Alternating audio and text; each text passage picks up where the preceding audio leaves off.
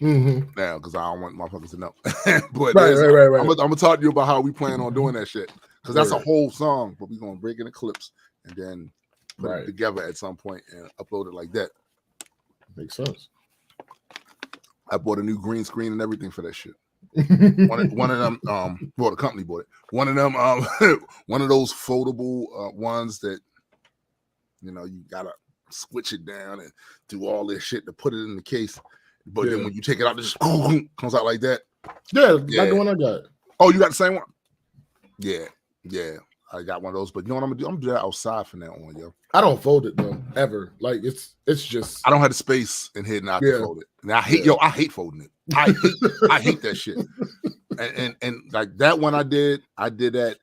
I found a way to do that in house, but that's not sustainable. It was up with Kiana, what up, Biddy?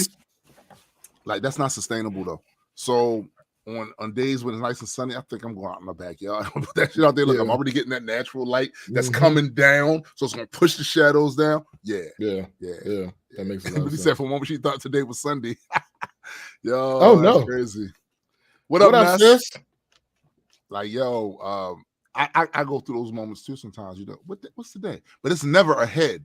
It's always behind. Like it's always. Nigga, listen, I ain't gonna hold you. Sometimes throughout the week, I wake up. I'm like, yo, is it Saturday? Oh, that's horrible. I feel nigga. That's terrible, yo. That's terrible. I'd be mad as hell. Like, yo, why would I think it was Saturday? That's a terrible feeling, yo. Imagine that feeling like you further along in your week than you actually are. Then you realize, what, man? I got a whole 24 hours. 24 hours early. That sucks, man. One time I was almost late for work for that shit. Wow. And then I was like, hold up, yo. It can't be Saturday. And I happened to look at my phone. I'm like, oh, yeah, it's Friday. That's crazy. That's crazy, yo. Shit. I'm just sitting there thinking about waking up on a Friday thinking it's Saturday. Thinking in your head, I don't have to go into a place that I don't mind going into, but if I don't have to go into, I'm not going to want to go in there. Facts. And you already setting in motion the wheels in your brain to the many things that you're gonna get into and get done today, right? And just knowing how we are, Mighty Mike Gleason, just knowing how we are, it's always the next creative thing. So it's gonna be like, yo, today I'm gonna do this, and then to find out, nah, nigga, you gotta go to work. None of that shit. Yo, Nesta thought it was Sunday too. What the fuck is going on? Sunday, Wednesday. Days do go together for me. That's a fact. And yo, the one thing too, the older you get, the faster these motherfuckers go. Yo, it's like right. So at my age now, when I look up at the sky, the sun doing this. Shut up, nigga. God damn it, I hate you. I hate you so much.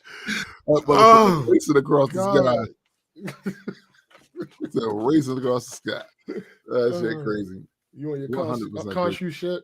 Yeah, I want some con-shoe shit.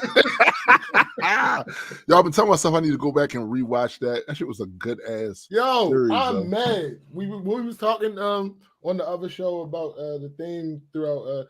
I was talking about loss and couldn't. Moonlight lost his mother. Yes. He lost his mother. Facts. Throughout the damn series, he's talking about his mother, and then he finally realizes, no, she's dead. Right. Yo, so all of that shit is all lost. I wanted to not see. I'm wondering, yo, and they ended it. What's up, Ken? And they ended it with that too, because the last IP in this phase is going to be the holiday special. And when I saw the trailer, it's still about loss. It's about them trying to do something to make Star-Lord feel better about the fact that, you know, Gamora is gone and all that other shit. So it's still lost. That's still a Mr. Anderson. Hey. Like, yeah, it's still that, you know. This shit gonna be nuts. It's gonna be nuts. Mike says, oh, by the way, Land, I'm joining you in the Salt and Pepper Hair Club. Found a bunch of my hair today. Hey, look, I'll be telling people it is inevitable. Hey. The shit's coming. But see, it all depends though. Like my shit started going in my audio ass. I should start going in my mid to late 20s. Yep, I started getting them little Reed Richards shits on the side. See, yeah. What up, Cindy? What up, Cindy? Oh shit, she's not working today. Yep. Oh, that's dope. And she getting her walk done. Yo, the people don't. I hope y'all realize there is nothing quite like listening to something you want to listen to while you're taking your walk or your hike. Facts. There's nothing like that shit.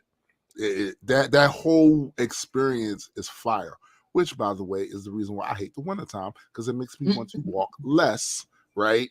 And I don't get the experience as much. But that shit is, when I be going on them 6-mile joints, and I got in a podcast, I'm trying to, even if it's me re-listening to one of ours to see, I'm trying to clip something from this or whatever, right? Even if it's that, it's nothing like that. It's nothing like that. Right. He said it's inevitable, but it's balanced at the crossroads of Thanos Ave and Agent Smith Boulevard. It's just like I said, it's coming. It comes for us all. And life comes at you fast after a certain age. Like, hold up, what? Yo, when I be getting phone calls from my sister, and sometimes she'll tell me about the kids, you gotta realize that in my head, they're always them little monkeys. No, nigga. But they not. No, not even close. So when she say things that this is adult stuff that the kids is doing. Yeah, there's a piece in here. Right, it's a piece in here. Drunk, fuck you doing drinking? Right. Right. Fuck. Like, sir, he's 27. My mom that shit come at you fast. And the thing is, when you get to observe it, because a lot of times with ourselves, we don't, because it's happening to us. We're living it, we're experiencing it. What up, Fabo? We don't see it, we don't see it.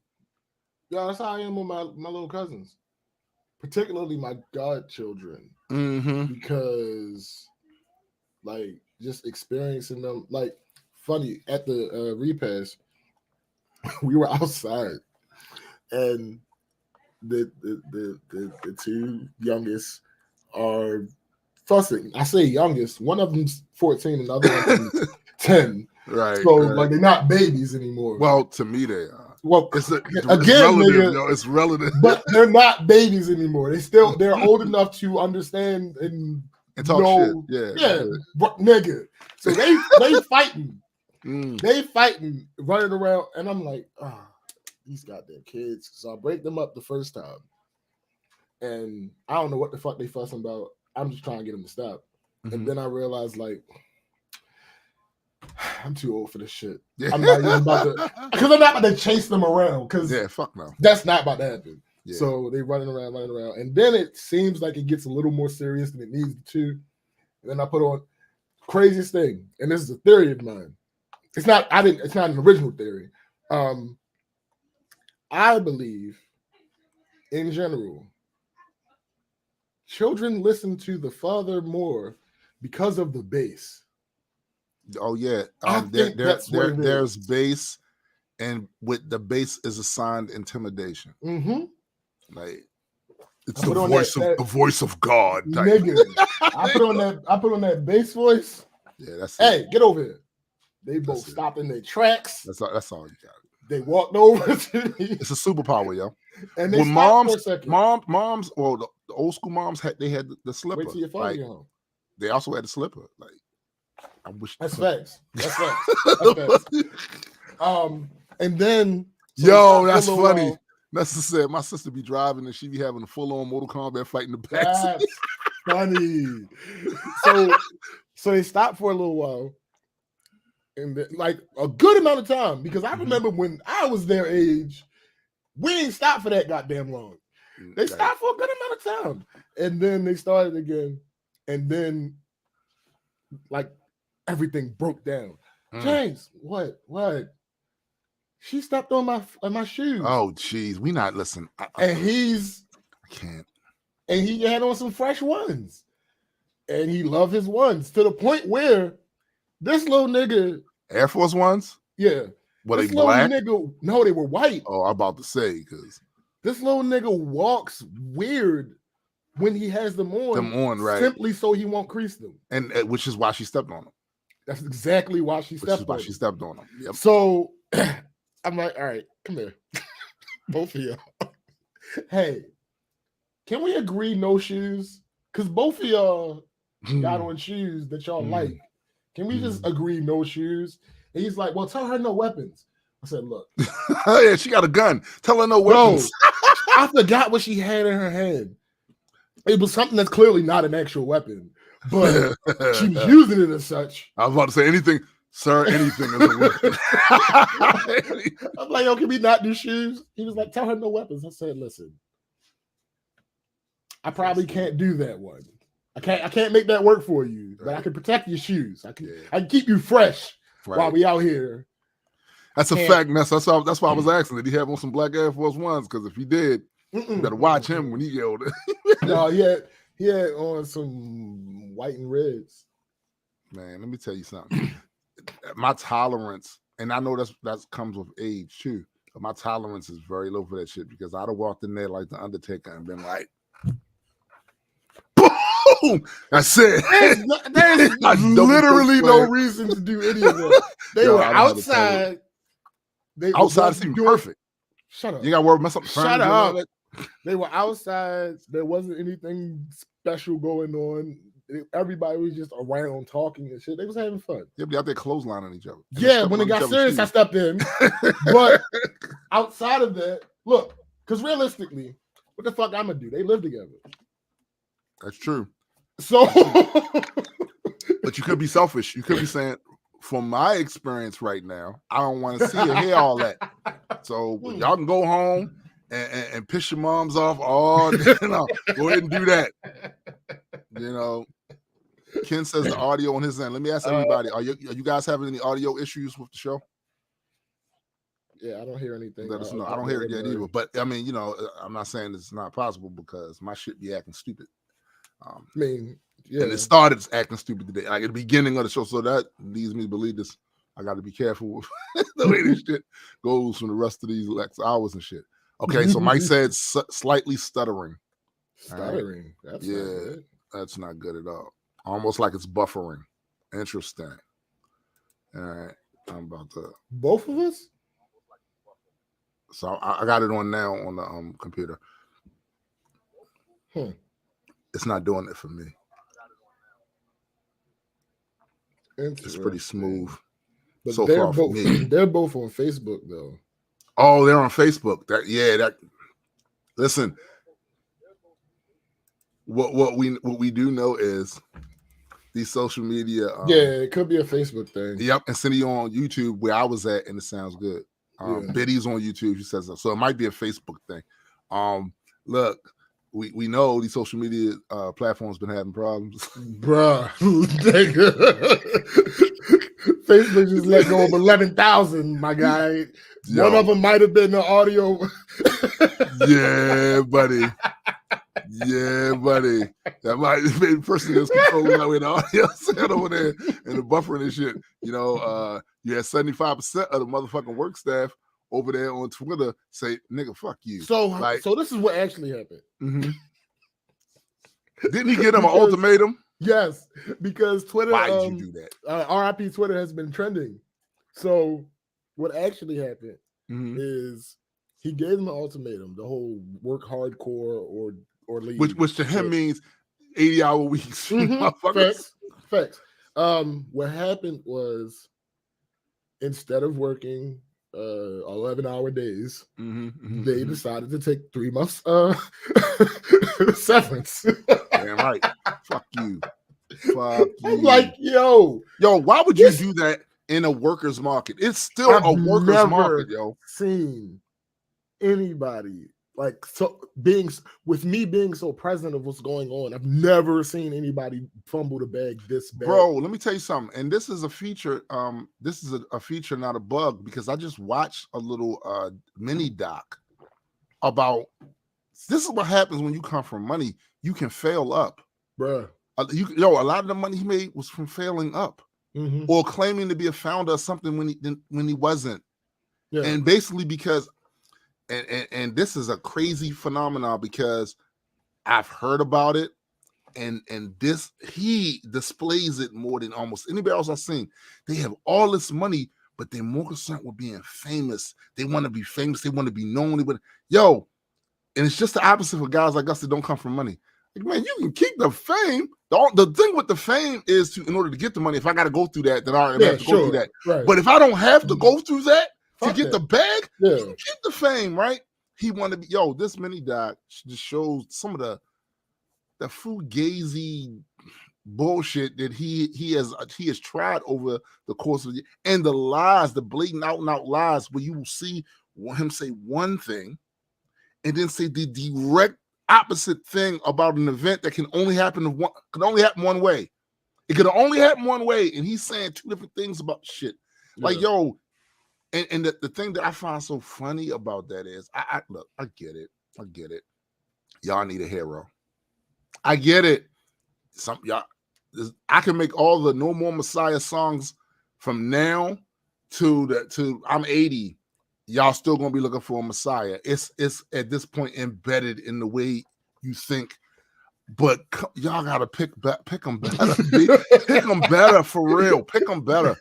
And Ken says he's less popular than Thomas Edison. That's the thing too. I think he wanted that to be known or thought of as that. Even some of his degrees, it's just fugazi, B. Like some things he lied about having this bachelor's in physics, and some of the ones that he did wind up getting they were like honorary, like he eventually got to the point where he could get the honorary, and it's like y'all really all somebody got to do is sell y'all story, huh? Well, yeah, if you're that rich, listen, it's an easy pitfall. Yeah. When you're that rich, you can pretty much tell the brokies anything. Yeah. And they will apply it to, well, he's rich, so that must have happened. Right? Yeah. Well, this shit is great. Yo, Ogma said, don't get me started. He'll say, I'm here on the verge of pneumonia. Oh, you should have told me that. Watch this. Yo, where's Napalm at? Nigga, you gonna need help today. This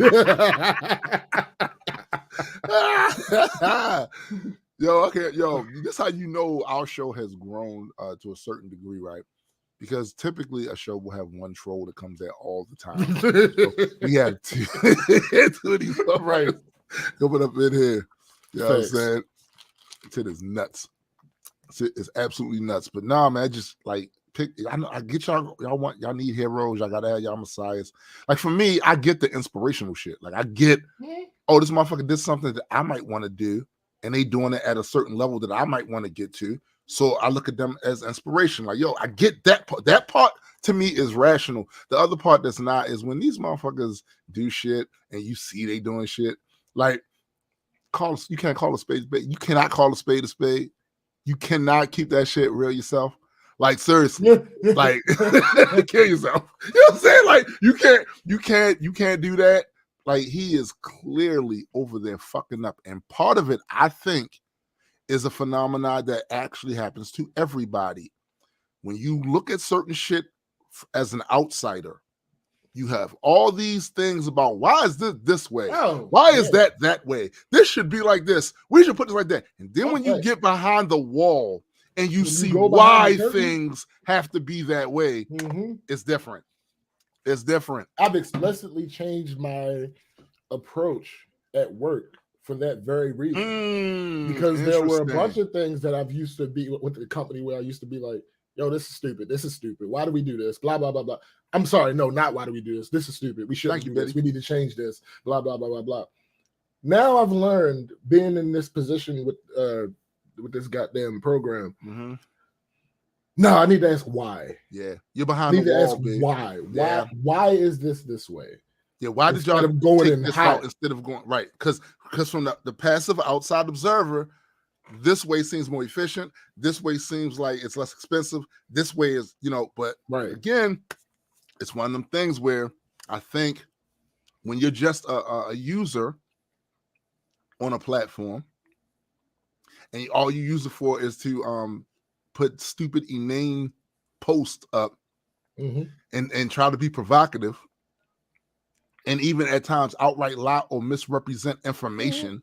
And then when they ding you for it, and you get mad and you say, man, y'all should just, I'm a free speech. No, I'm not an absolutist about anything. About anything. Have you seen the turn job that Elon's trying to do on this whole free speech thing?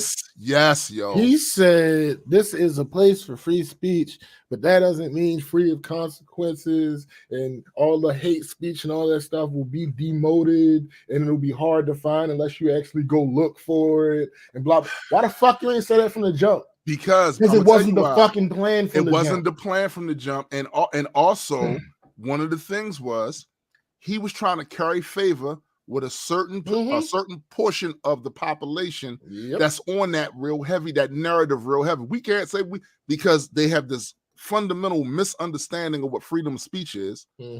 A fundamental misunderstanding of it. And by the way, a lot of people it's an epidemic. It's an epidemic, bro. It's an epidemic. They don't understand what that part of the Constitution is talking about, which ironically is funny because a lot of the people that typically hold on. No, Augment, they don't work there no more. Yeah, they left. they left. You know what I'm saying? Yo, all I picture is Elon there trying to do everything and stuff like shit. They left. I got out of there. Nah, yo, like the same people that's running around here yelling the whole free speech thing and throwing it as a fucking tomato against every wall, right? These are the people that always talk about how much they respect the Constitution. Same people. They talk about how much they respect the Constitution, but yet except they don't know it. Except they don't understand. That's not what that part is talking about. These are private companies, folks. Like, and on top of that, let's say they weren't. You signed a terms of service agreement to be on there, which had a set of rules. Contracts be contracting. Contracts be. And I know why you did it. And I'm not absolving them of the little small ass print and having all this wall of text, knowing that that's difficult. I'm not absolving them of that. I'm saying you still signed it. You was let's call it straight space. You was thirsty as fuck. Your friends were on there having a good time. They were showing you memes. It was funny. Y'all was keying. I could probably get back in contact with my Aunt Roberta. Yeah, I get it. You were all thirsty to be on these platforms, so you didn't think, I'm not reading this. Not like a lawyer to you. I'm not reading this. Nigga, I'm not reading this. No, it's not happening. It's not. There's no need. And yeah, if I'm going down, we all going down. Facts. So you signed up, and you got on there, and you uploaded all your pictures, your videos. You talked about your life. You did all this other shit. And now you can't leave. And now you can't leave. And now, then you want to turn around and start sharing this shit about. I do not give Facebook permission to. Right. I need I hate that shit. Stop. Please stop. Every year. Every year now. It's every year now it comes back, yo. Every year now it comes back. And it's like, yo, see, this is one of the themes, the ongoing themes of this show is our very visible disdain for humanity and the shit that it does. I got to tell you, there was a time when I flirted with the idea that I was a humanist. I had to come to the realization a few years ago that I am not. Because there's no way I can keep calling myself that when I have this utter disdain for humanity as a collective. I love individual ones of y'all, but as a collective, I really have this. You make my fucking skin crawl. Yo, you make my blood boil. Yeah. That's the saying. Facebook know your damn lab results. Yeah, I can't walk away. That's facts, though. That's facts. That's facts. That's facts. Like, come on, y'all did this. Facebook know what you look like. Facebook know how much money you make. So ass. Look, all I'm gonna tell you is y'all did this to yourselves. They created a platform and y'all rushed onto the platform just like I did, right? But the difference between us and y'all is that we accepted. when Facebook first became available for everybody outside of the yes, when they opened up. Yes. They turned the lights on. Yeah. When they turned the lights on, I was like, Yeah. Facebook, you on Facebook? Facebook? What's Facebook? What's Facebookity? Oh. Okay. Except. And look, people was tired of the gaudy ass MySpace experience with all the flashing lights and all. I stopped using MySpace. Well, you could barely at that point in MySpace career, you could barely use it because it took 15 minutes for your page to load all the shit that was on there. You know what I'm saying? Like, yo, like again, like all of us was thirsty to be on there, but the difference between some of us and the ones of you that are whining like consistently is that we understood what we signed up for. What's up, Freethinker? Like this is what we signed up for that shit. So no, you won't see. Hold the fuck up. Oh, how old are you? They know what I eat for breakfast, so every blood moon and all that. No, man. Like we know what we signed up for, and knew about. He's 31. Only 31. God damn. Yeah, he only 31. Okay. Yo, yes, it was, Mike. It was, but it turned into that. It wasn't that originally. That's exactly what it ended up being, Mike. It ended up being just a rave thing. You know what I'm saying? That's what it did. But again, like I said, man, you're on there, and you have a choice not to be on there, but they made it very difficult for you to not be on there after you spent all these years up there accumulating friends, and also certain patterns of behavior get woven into your brain. So the whole habit of picking up your phone and checking Facebook. Facts. You know what I'm saying? MySpace had everyone low-key coding and pages on it. It's real shit, though. That's a fact, though. That's a fact.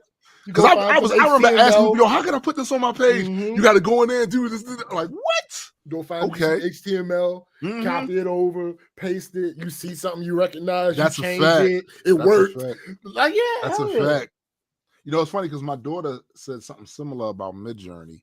She said they got y'all low key like putting in. I said, but it's not quite the same thing because we're using the language that we know how to speak. Whereas with the coding and stuff like that, that's a different language. That HTML, that's a different language and shit. But they made it. You can say they made it easier.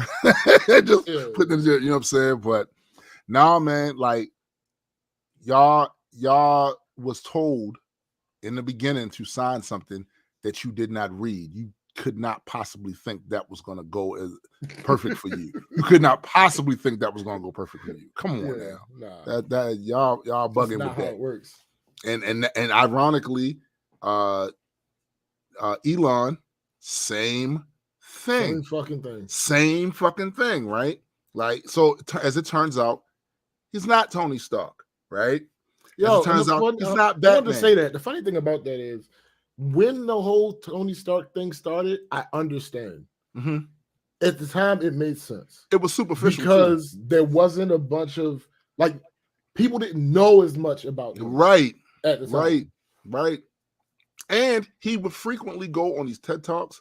He would frequently go out there and make these wild claims about certain things that he was going to work towards the future. Prototypes. Yeah.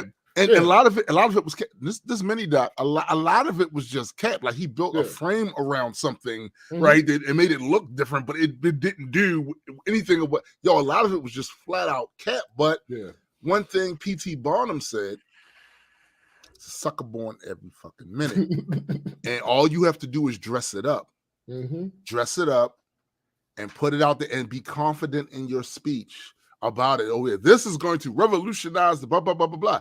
And the vast majority of these hairless apes are going to go, that's interesting. Yo, now, knowing what he did to Twitter, how secure are you about some neural link implanted in your brain developed by him and his folks?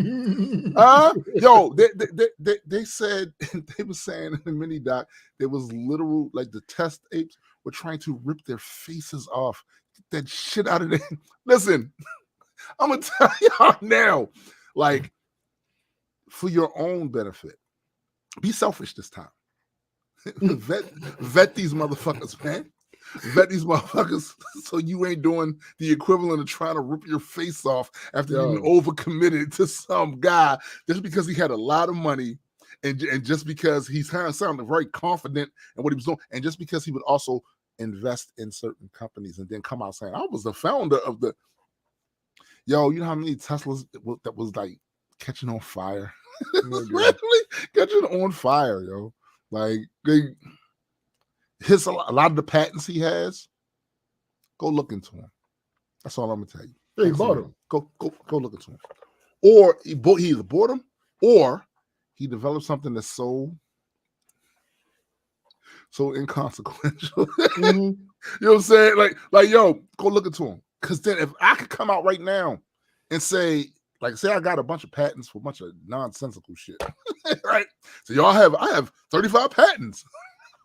Don't tell you what they are and shit. Right. And for most of you motherfuckers that are truly Luddites, and a lot of you are Luddites because they made it very simple for you.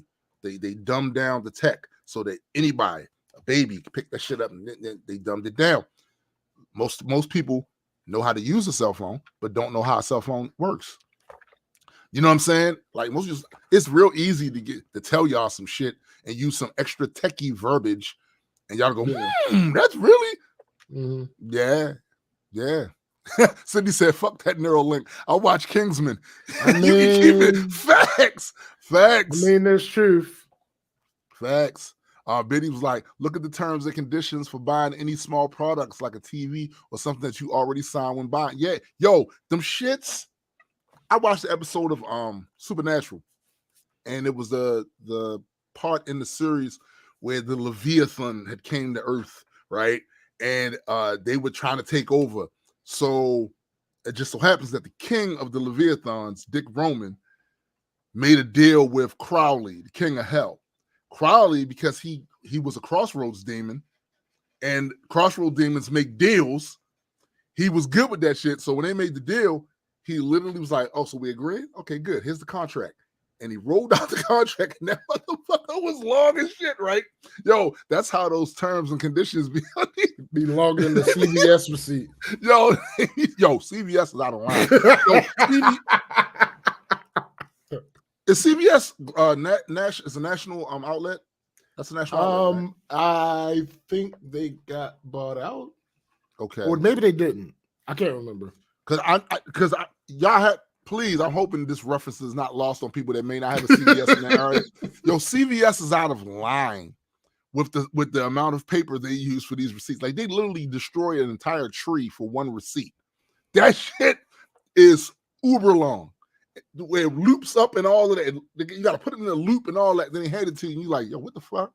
And then they space everything out on. That's another reason. Oh no, it's national. It's national. Largest pharmacy chain in the United States. Yo, and that's said.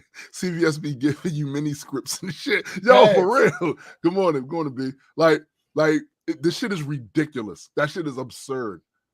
It makes no sense at all. Argo said, firstborn blood sacrifice will not necessarily be enforced. However, it will improve your standing in the algorithm. Right. I mean, and that's all. Look, that's all in that terms of service. And y'all went, fine. Yeah. Cool. Fine, cool. What are you firstborn for? Wait a minute. I get the direct message. All right. All right. I can upload video. Say less. You know what I'm saying? Thanks. That's on y'all. Y'all did that shit. Y'all let them do it. That's facts, Cindy. Like, you can go see wrestling by one thing. And because they keep it don't matter. Yo, they space everything out. Like, they double and quadruple space everything on it. And then they got nerve to push it on there that we don't care about. Like, have a great day. You don't need you to say that on the receipt, my guy. I don't need that. You know what I'm saying? It's implied. I don't. Right. I don't need you to. And you probably and the damn person that rung me up probably already said it. Yo, speaking of implications, nigga. Yo, let's get started. Yes. We're still early enough for me to hit the no. Oh. Nah, we not even about to play that game. me. No, I'm just I had to get that from Canada. Me. Oh, about the I got a bunch. Like, we got a ton. Yeah, I only have with so much. What up, sis? What up, sis? So my week, there's a couple of things that annoyed me throughout the course of this week. One of the things in particular is a pet peeve, and it's a relatively new pet peeve, to be clear, but it's not a new phenomenon. Well, yes, nigga, that's not new, but that's been bothering me for a long time. We're gonna do something about that. But in the meantime, I hate when people try to speak fear into your plans. I hate it. I hate it. I hate it. I hate it. I hate it. See, in this world, you have a lot of different types of people, but I'm explaining to you too. You have the person that dreams but doesn't act on it. They say I'm a dreamer, but I'm not. I'm not the only one. You know what I'm saying? And then you have the person that does have a dream and then they act on it. Sometimes, whatever. Sometimes they act impulsively on it. That's a fact. We see these things happen all the time. That's a fact. Nigga. Very impulsively on it. They don't think it through. They don't, and then they jump right into it and go, damn, this wasn't what I thought it was. It is what it is. But I would almost prefer that to the person who dreams, doesn't act on it, and then tries to prevent you from acting on it. You see a person randomly thinking of something on the women doing it, and you think that of me? Me? I am the one who plans. Right. Yo, that's hilarious. That is hilarious. And, for a while, at least since 2018, y'all been hearing me talk about, I'm getting the fuck up out of here. My whole goal, everything I'm doing is to get the fuck up out of here. Mm-hmm. Those of you that have known me for years, you know how much of an obsessive asshole I am about things. Mm-hmm. You know that, right? When it's something that I'm into, I go ham. And I don't even eat pork. I go ham in deep diving. So yeah, initially it's the spark of excitement about this new thing.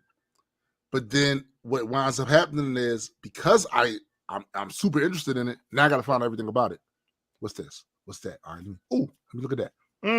That's interesting. But I'm doing that. That's me. If you know me, you know that's me. Okay. So the assumption, ham, turkey, chicken, all kinds of deli meat. Yeah. So like, if you know me already, you know that's me. So, and most of the people that do interact with me on a regular basis, they know. So they don't do this sort of shit. But it's always the people that don't interact with me on a regular basis that do it, and it's still annoying as fuck. So had heard a song that I've heard the song for years. It's an old song, right? But it hit different now. Mm-hmm. It just hit different now, right? So I posted the song and the lyrics of the chorus, and tagged my wife in it because this is so relevant to me and her, right? And it's basically the song and the lyrics of the song was basically expressing, we was taking it to mean what we wanted it to mean about we got to get out of this place if it's the last thing we ever do, right? And which I was greeted with a comment that was like, I was greeted with a comment that was like, climate change, you gotta be careful where you go, this, that, and fire. Yeah, all of the stuff. Now, don't get me wrong. This particular person did not mean any harm by that. I know this person did not mean harm by that. But so I'm not talking about the person as much as the act, the behavior, right? I was talking about that. I don't like that. Yeah. And just because, one, it's the assumption that I haven't looked into any of this stuff. You were supposed to do. Yeah. Like, bro, it's me.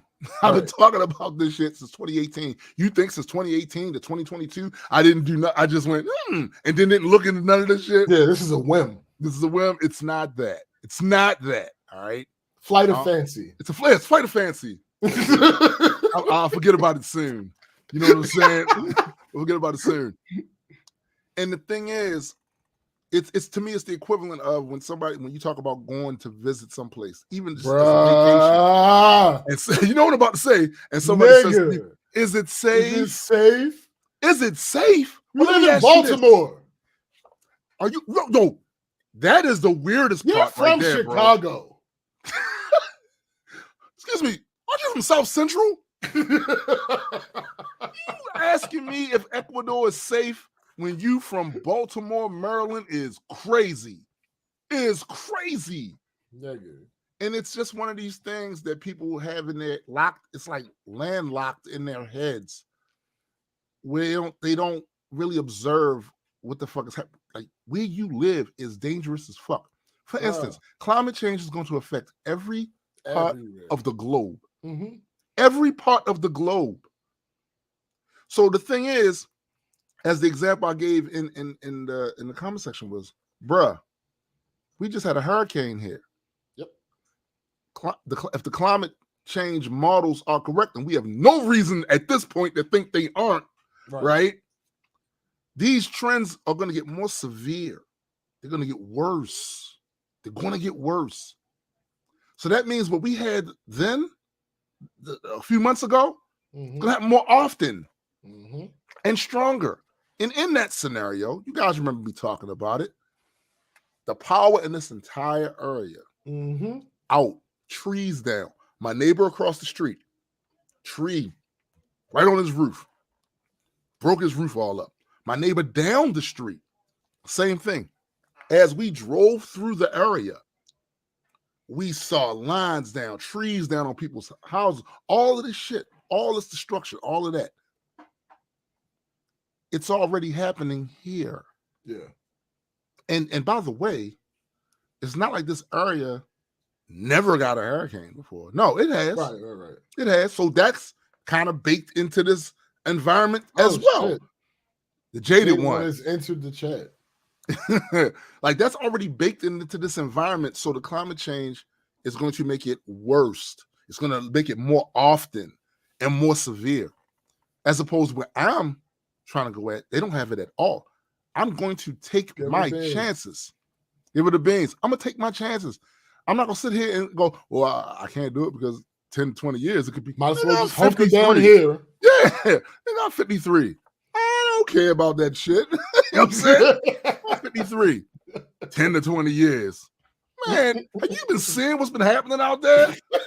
To our 60-year-olds? You know what I'm saying? To our 50-year-olds. Right. I'm lucky to still be here. You know how many friends of mine are gone? Just out of here. Right. I'm not going to sit up here and go, well, I guess I better not. I guess I better not go where the police don't act the way they act here. I guess I better not go someplace where the culture of my ancestry is celebrated and not just tolerated. I guess I better not go someplace where the cost of living is lower, yet they still have a great infrastructure. Right. I guess I better not go somewhere that doesn't have winter, as much as I hate winter because of something that could happen. Stop it. It's the same as when I first started wanting to rap. So I wanted to take it seriously, right? There was no shortage of people telling me, man, I don't know. It's hard to get a contract. You from Baltimore. Ain't nobody checking for Baltimore rappers. It's the same shit. Speaking fear and teach. I guess I better not do it then. I guess that's it for me. No rapidy rap for you. Right. Leave me alone. All right. It's different over here in this creative space. One, it's different over here. If you don't live with creativity, you won't understand what's the drive to create. You won't get it. And I can't explain it to you. It's not in you. All right. It's just not. Facts. So let me be. That's what I'm saying. Yo, don't speak fear into my plans, B. Because if you know me, you know all the shit you about to say, I already factored that in. In fact, you need to be taking because of you know me, you need to be taking what I'm saying seriously. Because that nigga deep dived it. He's probably still deep diving it now, still pulling shit out now. Like because you know me. If you don't interact with me on a regular basis, especially over these years. Yo, it's so funny the way Facebook is set up because, you know, we get the memories every day. You get the memory, they notify you, oh, you got memories for this day. When I go and I click on some of those memories and I see just how long I've been fucking with some of y'all, just how long. Yo, it's, yo, there are people that I went to school with that I didn't interact with for as long. You know what I'm saying? You know what I mean? Like, it's crazy. So, like I said, if you interact with me for a certain length of time, you already know how I give it up. You already know how I get down. Facts. I'm obsessed about shit. If I like it, I'm going to jump into it. You know what I'm saying? And conversely, if I don't like it, well, yeah. yeah. Don't try to speak fear into my plans. I'm going to do what I'm going to do. And my man Will commented on the thread. I know I don't talk about Will much here. Will is somebody that has already took the plunge and done that and is living just fine.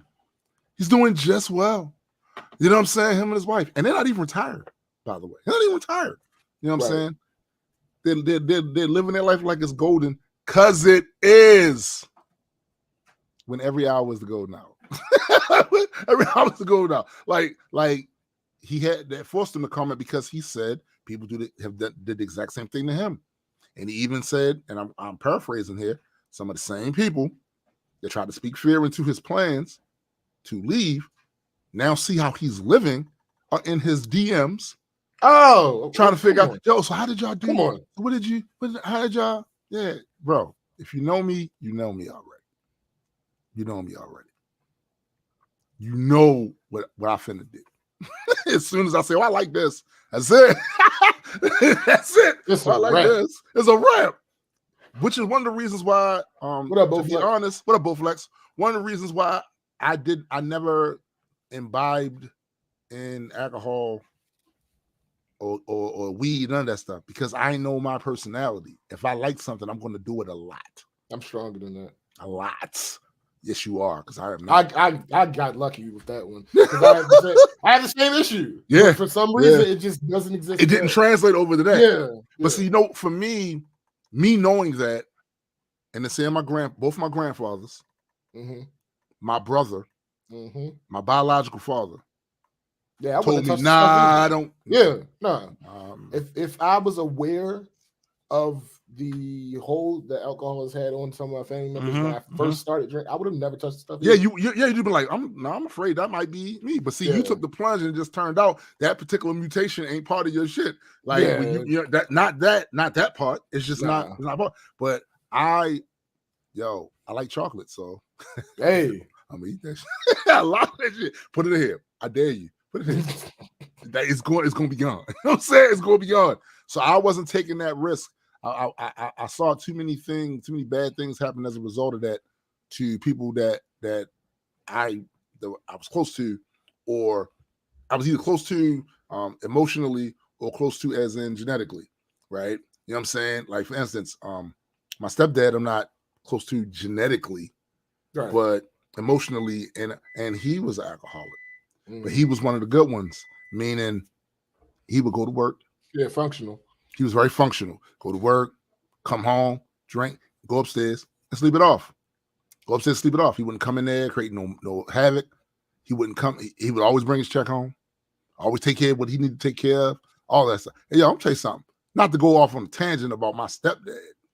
I mean, but you look in the dictionary for man. Yeah. Lawrence Wayne Williams. Yeah. Yeah. You know what I'm saying? Like, but he was that one example of somebody who controlled it, and he eventually stopped, of course. But I remember those days. He always had a little bottle. I remember that shit, right? But then I had the other examples too of my brother being absolutely ass with that. You know what I'm saying? My grandfather. Yikes. Like, you know what I'm saying? Like, so it cut me from really, you know, I'm not risking it. I'm not risking it. But yeah, those obsessive traits, they are useful in other ways, other things, right? Absolutely. And that's part of it. That's part of it for me. Like, that's interesting. Let me dive into this and learn way too much about this. I will never actually need. I will never actually need that shit. I will never apply any of this newfound knowledge to anything. No, to nothing. Yo, I am the wizard. We will talk about it. Audio.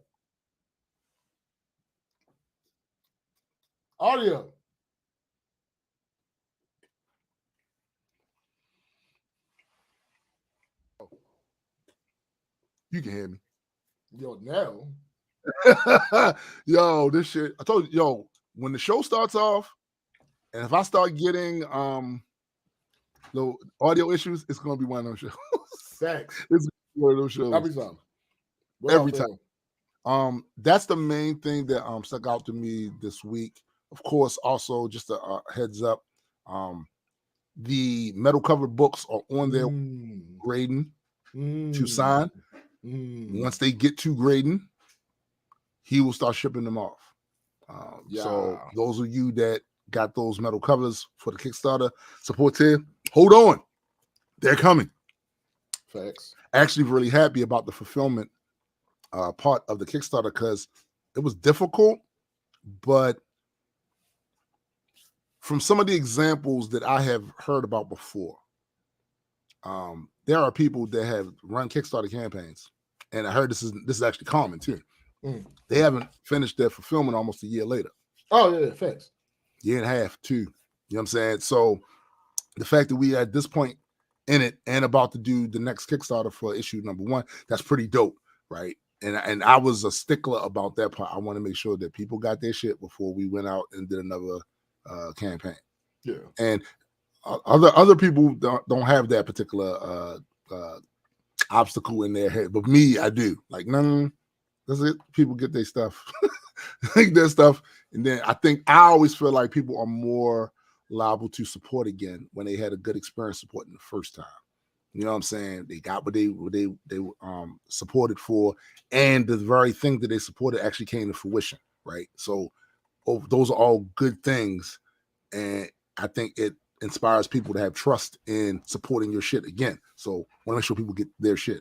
I think that's it for me this week. That's it. Well, I got a full week for your ass. Almost a full week. Oh, wait a minute. So, let me answer Bowflex real fast. Yes. I have all the issues we released tonight. A thing that I want to say to you, but I can't say it live on air. Okay. Got you. In fact, hold up. Let me just hold on. Minute. All right. So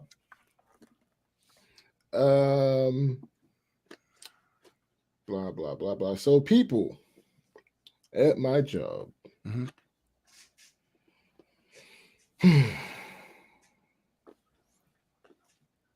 are children.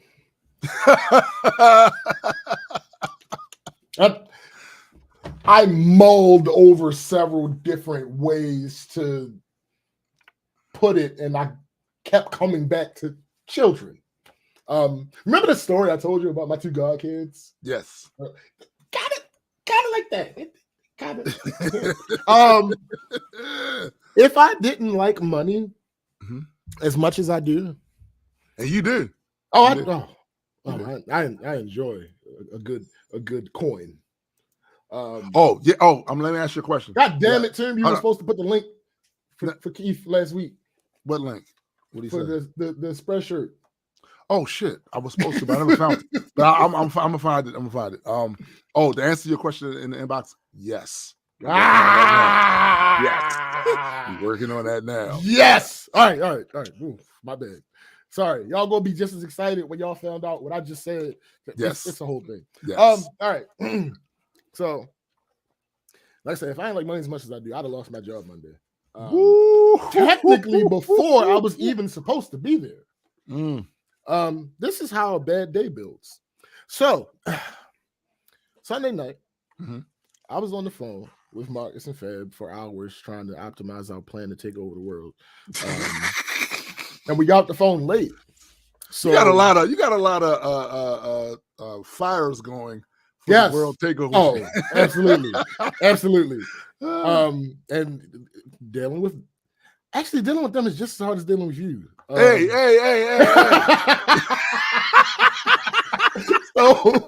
So we got the phone a little bit late, and if just for me, if particularly lately, if I'm up past a certain time, a good night's sleep is like a crapshoot. Like that's if you up, yo. If I'm up past a certain amount, yeah. Yo, I believe me, I get it. Now for me, it's always it don't matter when you. It don't matter, but I know what you're talking about because if you get past a certain window of time, it's like I don't know if it's the anxiety of knowing I might not get enough sleep, which makes me stay up longer, or like I don't know what the fuck it is, but if I'm up past a certain time, it's a total crapshoot. Right. Or whether I get a good night's sleep. Yeah. So that time I lost. So got rock bottom by insomnia. Oh nigga. So I was contemplating calling out Monday. That's so silly. Silly. Before the big boss, they get you ready before the interaction. That's funny. So I contemplating calling out Monday, right? And I get a text from one of the ladies at one of the jobs who, for some reason, this nigga says, "Cause you know you might wake up dead." Yo, that's a constant fear of mine. Is waking up dead, because I don't want to experience that. Waking up dead. I mean, I'll get over it probably once I go back to sleep. But oh yeah. Anyway, God damn it. So I get a text from one of the ladies at one of the sites who, for some reason, conveniently forgets that I don't start working at 7 a.m. See, the place where she works actually is open that fucking early. Right. I don't start working that goddamn early. Right. But she sent me a text. It wasn't an important text message. It was a security certificate error with our email. I was still in bed at the time because again I was contemplating calling out. Right. I see that message and realize I'm probably going to be needed in that day. All right, fine. I get up, start to get ready. Before I make it halfway to work, I get another text by another person with the same issue. I'm like, okay, this is a company-wide issue. All right. Well, I'm already on my way in. I finally get into work, and I get into Debbie's office, and I'm sitting there. Well, no. I walk into Debbie's office, and it's a full house. It's just a bunch of people in her office. I'm like, all right. So she mentions the issue, the same issue that the other two people informed me about. I said, yeah, I know. And when she mentions the issue, before I respond to her, before I get a chance to respond to her, someone says to me, just tell her to click OK. Ma'am. Didn't you just get a talking to about being overbearing and thinking you know everything? So I sit down, I hit up my supervisor, who's not my supervisor. I send her the message that people have been getting. She tells me to let our consultant know, and that she wouldn't be coming in that day because she's not feeling good. So now at this point, I'm really glad I didn't call out because it would have left my boss alone. And because of how well she treats us, particularly she just came back from surgery. So like she's not 100% yet. Nah, I feel and she be in there because she's a fucking robot apparently. Right. She just be in there like at work. Like, why the fuck are you at? You could work from home. Like, no, she just beat in there. I'm like, okay. I mean, hey, listen, listen, I benefit from you being here physically, so I'm not gonna tell you not to be. Right, facts. But I also want you to be okay. Yeah, I need for you to be okay. Right. It'd be nice if you were okay. Nigga. So again, because of that fact, I was like, all right, cool. It's really a good thing that I made it in. So I start a group text with the consultant and my boss, because the consultant likes to go MIA and not respond to shit every now and then. And that's how we hold him accountable, is putting him in a group chat with our boss. So while I was waiting for a reply, Debbie had gone outside to smoke. When she was outside, when she was walking out, she said, "Fix my computer." And not being in the position mentally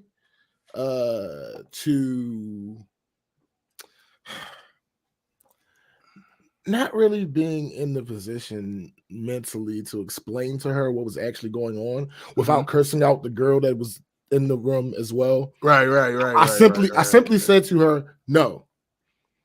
And she kept walking. So now it's just me and little Miss Overbearing in the room. And she says to me, "You got to fix Debbie." I bite my tongue. I only let the word "no" slip out. Then she says, "Well, she should just click cancel." No, she should not just click cancel. Well, there are only two options to click. No, hold up. There is another option. There's always another option. Fuck up. You can really stop talking right now. And I said she should not click any of them. There is a bigger problem than just her. She needs to wait until the problem is resolved. Right. Are there any more questions? She leaves the room. So I get a reply from the consultant. Turns out the problem had already been reported to him, and he fixed it about 15 minutes prior to me contacting him. What happened is these people that are still having the issues started doing what they were doing before he fixed it, and it was nothing they could do. It was just there. Right. So the solution on my end was just them restarting the email program. So he was on top of things immediately, which is extremely rare for him. This is what I'm thinking at the time. Right. So all the people with the error currently now just had to restart Outlook. So since I was right next to Debbie's PC, I did hers. I realized that basically there were only 2, maybe 3 ways to restart Outlook in its current state. One is through the task manager. One possibly by hitting Alt plus F4. I didn't even try that one because it just didn't enter my mind at the time. Or restarting the entire PC. Right. Knowing our knowing our employees, the easiest way for most of our employees to accomplish this is just to restart the PC. Yeah. So I responded to the 2 people through text who had told me about the issue, told them to restart their PCs. Debbie comes back. She sees that her PC is good. And she mentions that someone else in the building on the same floor had the message too. I said, "All right, cool. Let me go check her out." So there you go. I go back to see her, and before I can say anything, she says, "Oh, good, you're here." I said, "Yeah, restart your computer." She says, "I already did that." Oh, that's nice. In my head, I'm thinking, please don't cuss this lady out. Don't do it. Please don't do it. She might. I calmed down a tad. Good night. I calmed down a tad. Okay. When did you restart it? Earlier. Okay. So restart your computer. Yeah, like why would she think that? All right. Anyway. Okay. She says, "Okay, so how do I get this off of here?" By restarting your computer. If you restart your computer, then the issue will be whatever. I already restarted it. Yeah, you. And then wait. And then under her breath, see, I'm trying to be nice. I already restarted the computer. No, she did not hit you with the no. You're trying to be nice. No, she did not just no. You're trying to be nice. Oh, okay. You're trying to be nice. Well, let me stop. Yeah. When did you restart the computer? Was it before I just told you to do it? You think I just came back here to see you? Or do you think I just came back here to randomly tell you to restart your computer? Just restart it. And she finally did, and I just walked away.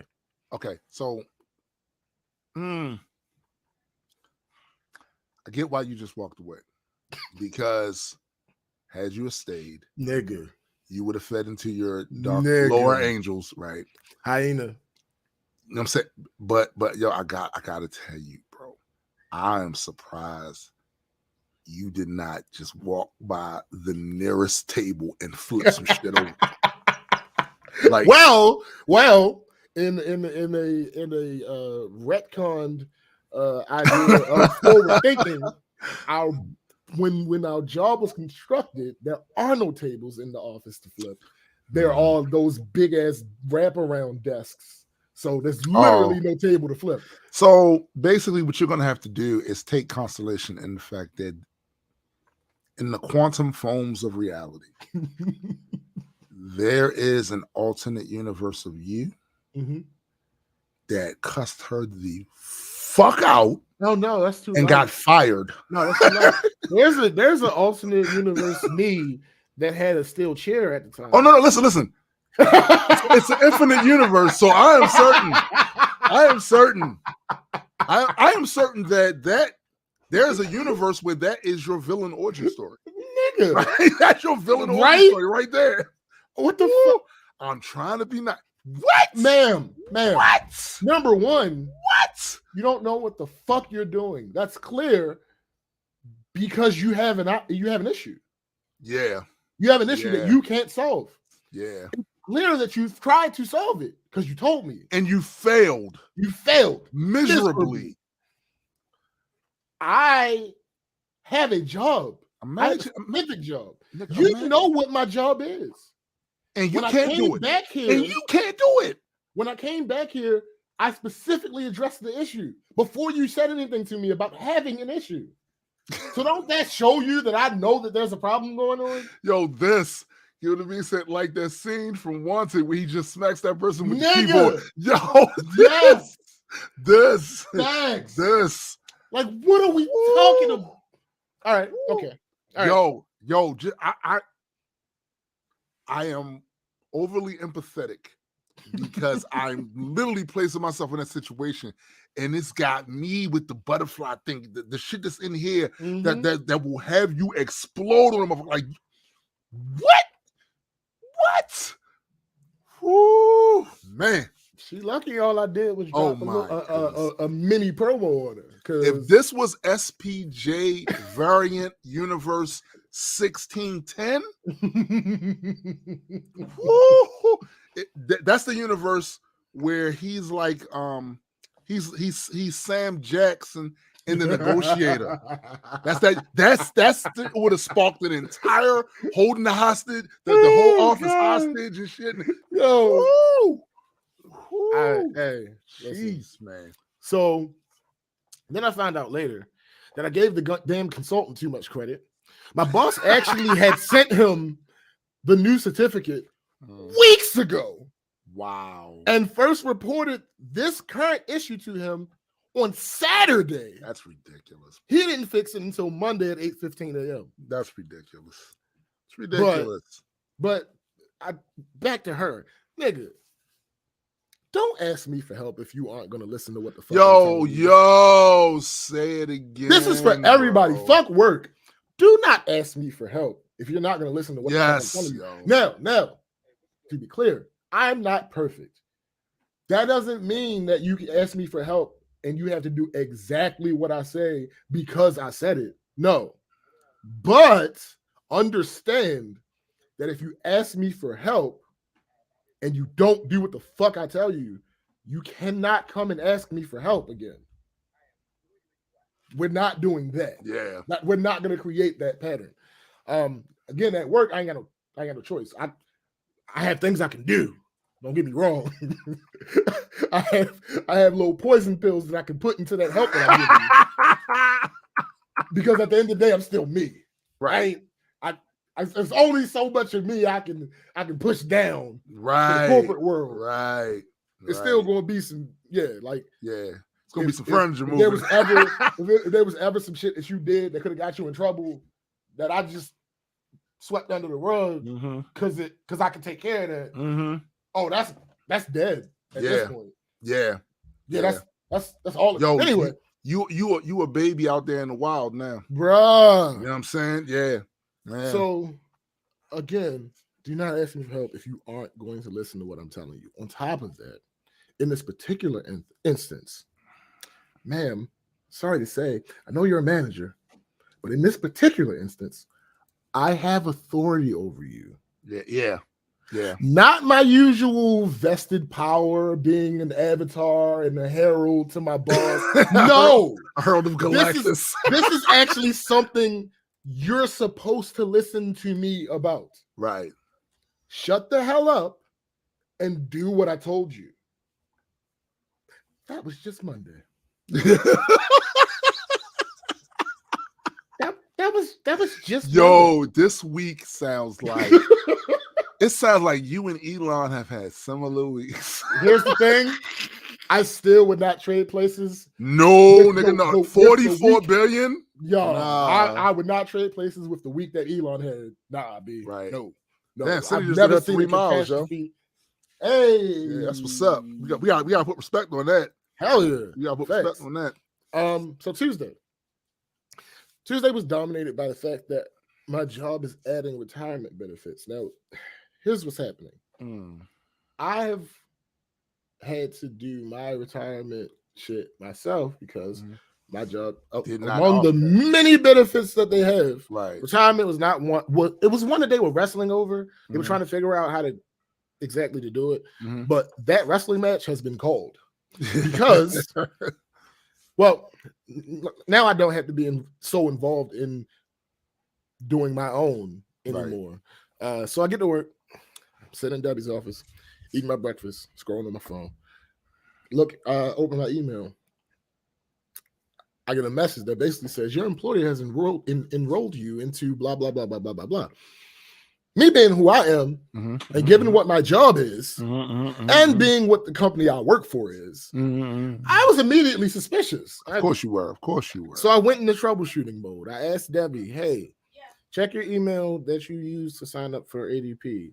The reason I said that is because, as far as my knowledge is concerned, I think that's the biggest repository that my job has of personal email accounts for the employee. Right.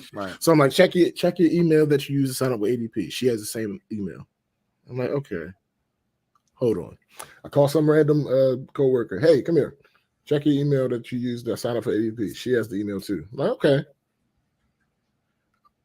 Then a little bit later, find out somebody else has the same email. I say, all right, okay.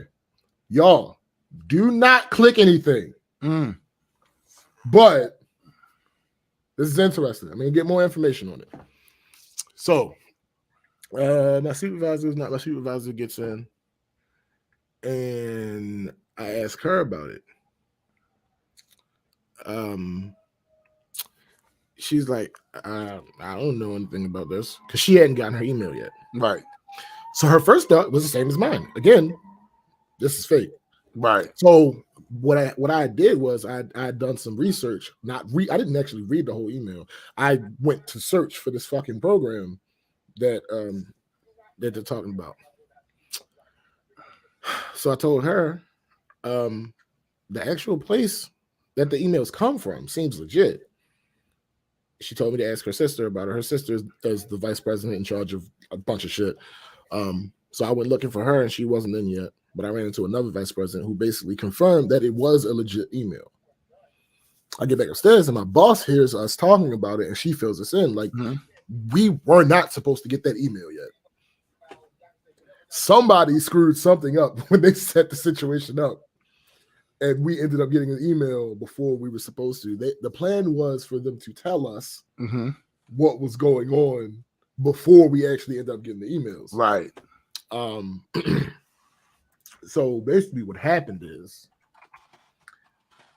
because I had this conversation with both Marcus and Feb. Marcus works for the company.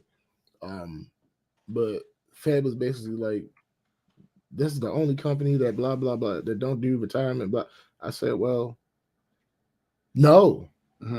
That's clearly not true, because they had to make a law. They didn't make a law for my little 500 employee company. No, it's because a bunch of companies out here doing the same thing. Right. So yeah, in Maryland, a new law passed, I think sometime January, February, sometime at the beginning of the year. Mm-hmm. Basically, if you are a company that falls under a specific set of criteria, you are forced at this point to have some type of retirement plan for your employees. And I'm like, God damn. This is a program that I think it started in Colorado. I think that was the first state to actually do it this way. Mm-hmm. And a couple other states have since joined the initiative. And also bullshit. So that entire day was dominated. I like literally, not that it's anything I actually did, right? But I literally like helped somebody decide that they were going to stay with the company that day, because I was like, "Hey, did you check your email today?" She was like, "Nah." I said, "Yeah, check your email." She said, "What is this?" I said, I said, "Don't click nothing yet, because we're not even supposed to have these, but yeah, read it." She like, I can stay now. I said, "Well, hold on, what you talking about?" What you mean you can stay now? She's like, "Oh, I was thinking about leaving because of this very thing." Like she's one of the people that has not been there as long as me, so she doesn't necessarily have the same amount of benefits that I have. Right. She's also older, so she's much closer to retirement age. Right. Right. So yeah, she was about to make that move for retirement purposes. Mm-hmm, mm-hmm. But yeah, she said she was going to go somewhere, get somebody a good 10 years. And now with this situation, she's like, I don't got to leave now. I said, hey, good shit. Right. So moving on, Wednesday. I had a meeting for the online app thing that I've been working on. And for what is about to be 3 years, it was an odds feeling. My boss was working from home one of the 2 days that she's actually taken off since she's been back after having a fucking knee replacement. Again, she's a robot, yo. I don't fucking know. But that's anyway, crazy. Yeah, she's working from home, so I called her on the speakerphone in the conference room and put her on the speaker. And I'm sitting there with all these official people, like the father and son owners of the company that we're working with on this. 3 of our vice presidents, one of their second in commands, also the head of the applications department, and her second in command, and then plain old me. I'm just there, right? So. A good portion of the meeting really didn't have shit to do with me. I ain't even gonna hold you. But yes, Cindy, that is a good case for being unionized. Yeah, facts. But yo, Ogma's ass, yo. He can't help it. All right, Nessa. Like Ogma's ass, yo, corporate. Why did he need to retire? All right, so did you not love working here? That's exactly what they be saying, though, yo. That's exactly what they be saying. That's exactly what they be thinking. Like, what? Yeah, we've been good to you. We pay you. Fuck you mean? My whole life around this mother. Like, what's wrong with you? So most of the shit in the meeting had shit to do with me, but when the part that it had something to do with me did come up, I was actually deferred to. Nobody fought what I was saying. The guy spearheading the online part of the application said, "Hey, is there an update on the leases for location number 2?" I said, "No, they're not ready yet. We're working on them." He said, "Okay." He said, "What about starting up at location number 3?" Dramatic music started playing in the background. I jumped to my feet so authoritatively that my chair flew backwards into the wall. Damn it. I said, "Look here. We'll be ready to start when we are ready to start. We don't have a single location up and running 100% yet. And we should never have moved on to location 3 in the first place. Right. I slammed the pen on the table. The volume of the music increased. I turned. I marched out. They were clapping and chanting my name as I left. All right. Okay. Maybe I'm exaggerating a bit.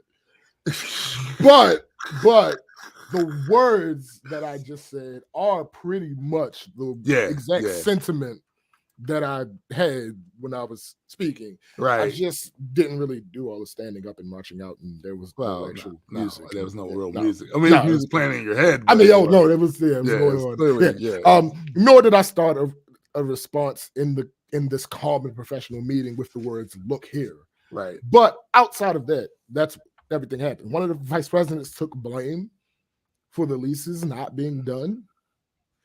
And we talked about a solution to that. My boss told me, hey, figure out which location we should move to next in order to get our head started on it. I made that decision right there. Mm-hmm. Nobody said anything. Nobody objected. Mm-hmm. The other guy from the company asked, hey, is there a time frame where we could shoot for to be up and running at all of the locations? I told him no. Right. We really should not look at it like that at this point. Paraphrasing now, I basically told him we need to finish the food on our plate before we start trying to set any projections. Facts. Like after we get up and running fully in the 3 places that we are now, mm-hmm. then we'll have a better grasp on what it needs to be done to continue smoothly and how much time it should take to get any individual location completely up and running. Right. It was a really productive meeting. Everything wasn't perfect, but we're at the point where we just have to make this work because it's what it is. Like, we're in this situation. We can't really get out of it. We just got to make it work at this point. Right. So nothing happened Thursday. Thursday was fine. Thursday was a breeze. All Thursdays should be like that. Right. But Friday, the overbearing know-it-all strikes again. So she's in Debbie's office. I come down. I'm in Debbie's office. They're talking about the meeting, but specifically in reference to something that happened after the meeting. Mm-hmm. One of the jobs did an application, did more than one application for one unit for separate people, which is a screw up that should never fucking happen. Right. But it happened. So they were trying to talk about ways to try to, fix it and make sure this doesn't happen again, blah, blah, blah, blah, blah. Mm-hmm. So we're talking about ways to make that happen. One of the ideas was a spreadsheet, because at the time I didn't know that there was another tool that they already had that they could use. Right. I'm just trying to be solution oriented. So somebody said something about a spreadsheet. I'm like, yeah, that's a good idea. And then she mentioned something about some list or writing something down, and I'm like, well, no, we're not doing that. But the spreadsheet makes sense. And Debbie goes outside to smoke. And the woman that I'm still in the room with, she's like a fucking dog with a bone. She effectively thinks she knows. First of all, she thinks she knows everything. But she effectively thinks she knows more about the people throughout the company than I do. We had a back and forth on assumptions versus accountability. Right. Her argument was that in order to hold someone accountable, you have to make them explicitly aware of minutia. Huh? I'll say it again. She said her argument was that in order to hold someone accountable, you have to make them explicitly aware of minutia.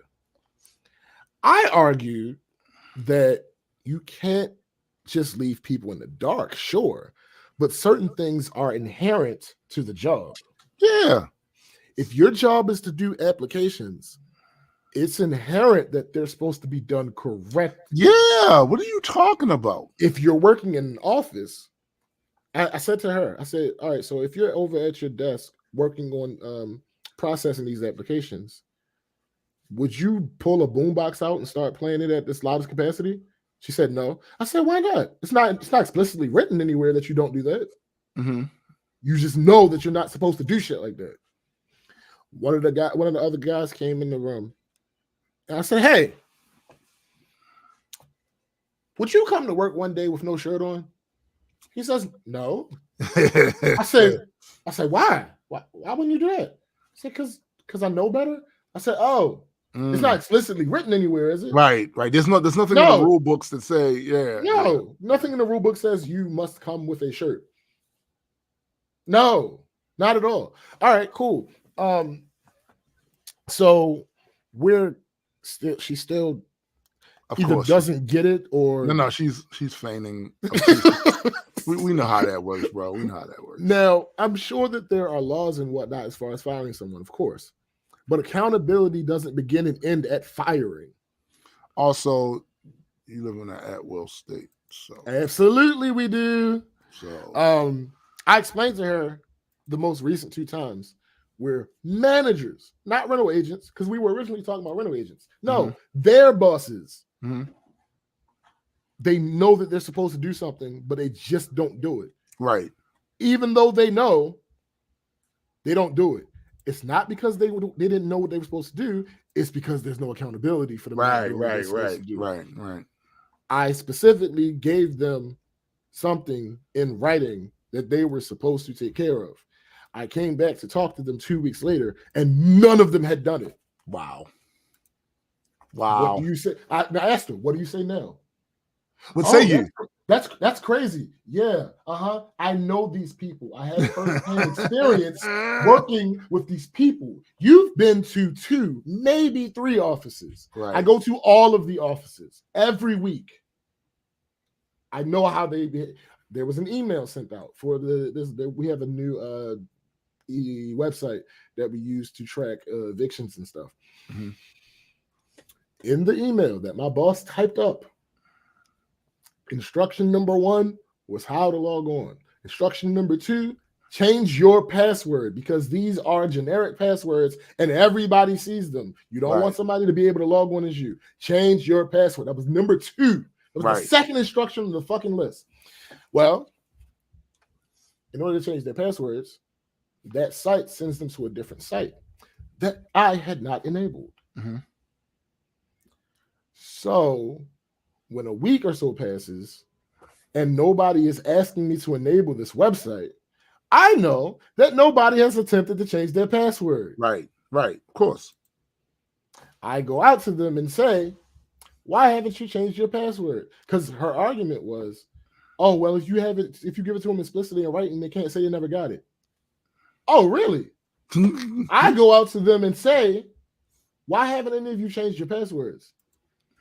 I got answers ranging from, oh, it was all the way at the end of the email. Number 1, no, it wasn't. Number 2, if it was, that means you read it and just didn't do it. Right. Okay, I got answers like, it wasn't, I didn't see that anywhere. So you want to keep telling me about how it's very important to explicitly tell people stuff by writing it out? Or is the actual issue, as I said before, holding them accountable for not doing what they know that they're supposed to do? Absolutely, you should give instruction. I'm not arguing against giving instruction. Right. What I'm saying is you're focusing on the wrong thing. You are honed in on explicit letter of the law when that's not necessary for what we're talking about. Exactly. The issue here is somebody rented not actually rented, because luckily both of them didn't get approved, but effectively renting the same unit out twice. Right. You can't do that. You should know that you're supposed to check to make sure that you didn't rent this unit to someone. And they don't need to have that written. Like, you don't need to have that explicitly stated. You don't need to have that explicitly stated. No. These are things. You're giving them a crutch. Yeah. And is what you're doing. And it's fucked up that you do that, because you're basically giving them an excuse to be lazy and not check and not do the stuff that they're supposed to do, because these are intrinsic in the job, right? It is an inherent implication that if I hire you to do applications, that you do them right. Yeah. What? Yeah. Why do you feel like it's necessary that I explain to you that we can't rent one unit to two different people? Because people be people. You know what I'm saying? Because people be people. You know what I mean? Like, it's not like, what do we thought? All right, fine. Anyway, moving on. We also went bowling yesterday. Nigga. So first of all, when we made the plan to go bowling, we made the plan when we were on that long ass phone conversation. Me, Fab, and Marcus. And Fab said he had a gala to go to. I'm like, oh, okay, well, he's out. Yesterday in the group chat, Marcus said something about bowling, and I asked Fab, like, yo, what? Cindy said, wait, you mean I have to do my job properly? What the fuck? I don't have to do my job properly if you haven't explicitly said that in the handbook. Yikes. They children. As I started off, they are children. Yeah. But anyway, ain't nobody got time for that. Bruh. So we were talking about it earlier in the day about bowling, and I said, Fab, what gala are you going to on a Friday evening? He said, no, it's tomorrow. And why go to a gala at all? Hey, listen. He was invited. He decided to go. Oh, okay. So he was like, no, it's tomorrow. I said, you sure? He said, yeah. I said, all right, well, nigga, come bowling then. I said, oh, all right. So also, this nigga had come across an Instagram video. It was waffle wings. Right? That was my first. That's exactly how. Yep. All that. So because nigga, chicken and waffles. So I mean, waffle wings. I mean, listen. I often because Marcus and Fab do this shit. Often when they send me some of these concoctions that they send me, because obviously I'm the cook of the group. And they want me to make it. Often I'd be like, I'm not doing all that. Y'all bugging. I'm not doing all that. Like, what the fuck are we talking about? This one, though? I mean, listen, it's not as involved. Like, one of the ones that this motherfucker sent, I can't remember if it was Fab or Marcus. One of the ones this motherfucker sent me was like French toast. Like, all right, so it was like French toast with escargot. No, nigga. It was like French toast with sausage, eggs, and bacon, but the French toast was like sealed, like it was like a little pocket, like like the Crustables. Yeah. It was like that. Sir, interesting. You're not doing all that shit. That sounds like a lot of work. You have to make the French toast, cook the eggs, cook the sausage, cook the bacon, then assemble it, cut it, seal it. I'm not doing all that. Make that shit yourself. This nigga said bacon assembled. When I make the French toast, eggs, sausage, bacon, and I put it on your plate, you can go ahead and make the go ahead and make go handle your business. To your heart's desire. Right. I'm not doing all that. Fuck that. But with this, I mean, it's waffle wings, B. The waffle wings, I might. So Fab, every time you say waffle wings, I'll be nigga. Like, this just makes you think. Yeah. So he had put it on Facebook, and our homegirl Tiffany was like, "Oh, James, when are you making these?" Mind you, Fab didn't even tag me. Wow. Because everybody But again, know. I'm the cook in the group. Yeah, everybody know.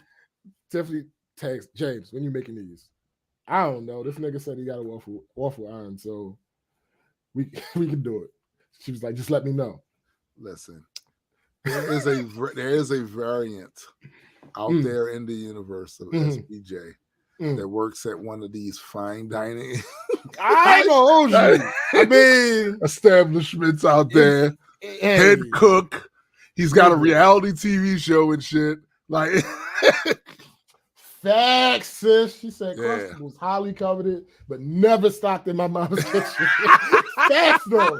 It's just something about a Crustable that's just Yeah. It's good. It's just good. It just works. But again, I'm not making that shit with French toast, sausage, bacon. No, I'm not doing that shit. Yo. You're doing too much. You're doing too much. It's a peanut butter and jelly sandwich, and if you have the mold, you press it and it's over. You ain't got to do nothing else. So you can do it yourself. Right. Yeah, no, I'm not doing that shit. Anyway, so turns out, again, he didn't have plans. My other homegirl, the one who fucking decides to call me all the time instead of just texting me. McKenna says she has Uncrustables in her That's true. Confirmation. Yo, premise, proof of concept. Right. Right. Hilarious. So I'm she the one that always fucking calls me instead of texting me for no, she don't be wanting nothing. Like the shit that she wanted to say, she could have texted. She's checking on you. That's all. She's checking on you. In general, that's absolutely fine. However, again, no. You can check on me with a text. Yeah, you can just text. You can hit me with the text. Me and my sister do that all the time. You good? Yeah, me and all of the other motherfuckers in this film group do it all the time. That's facts. Facts. She's the only one. Again, Fab calls me the most out of everybody, but 9 times out of 10, when Fab calls, it warrants something. Yeah, it's something. Right. And whenever Marcus calls, it warrants a fucking phone call. But anyway, so she commented under that post. I want some.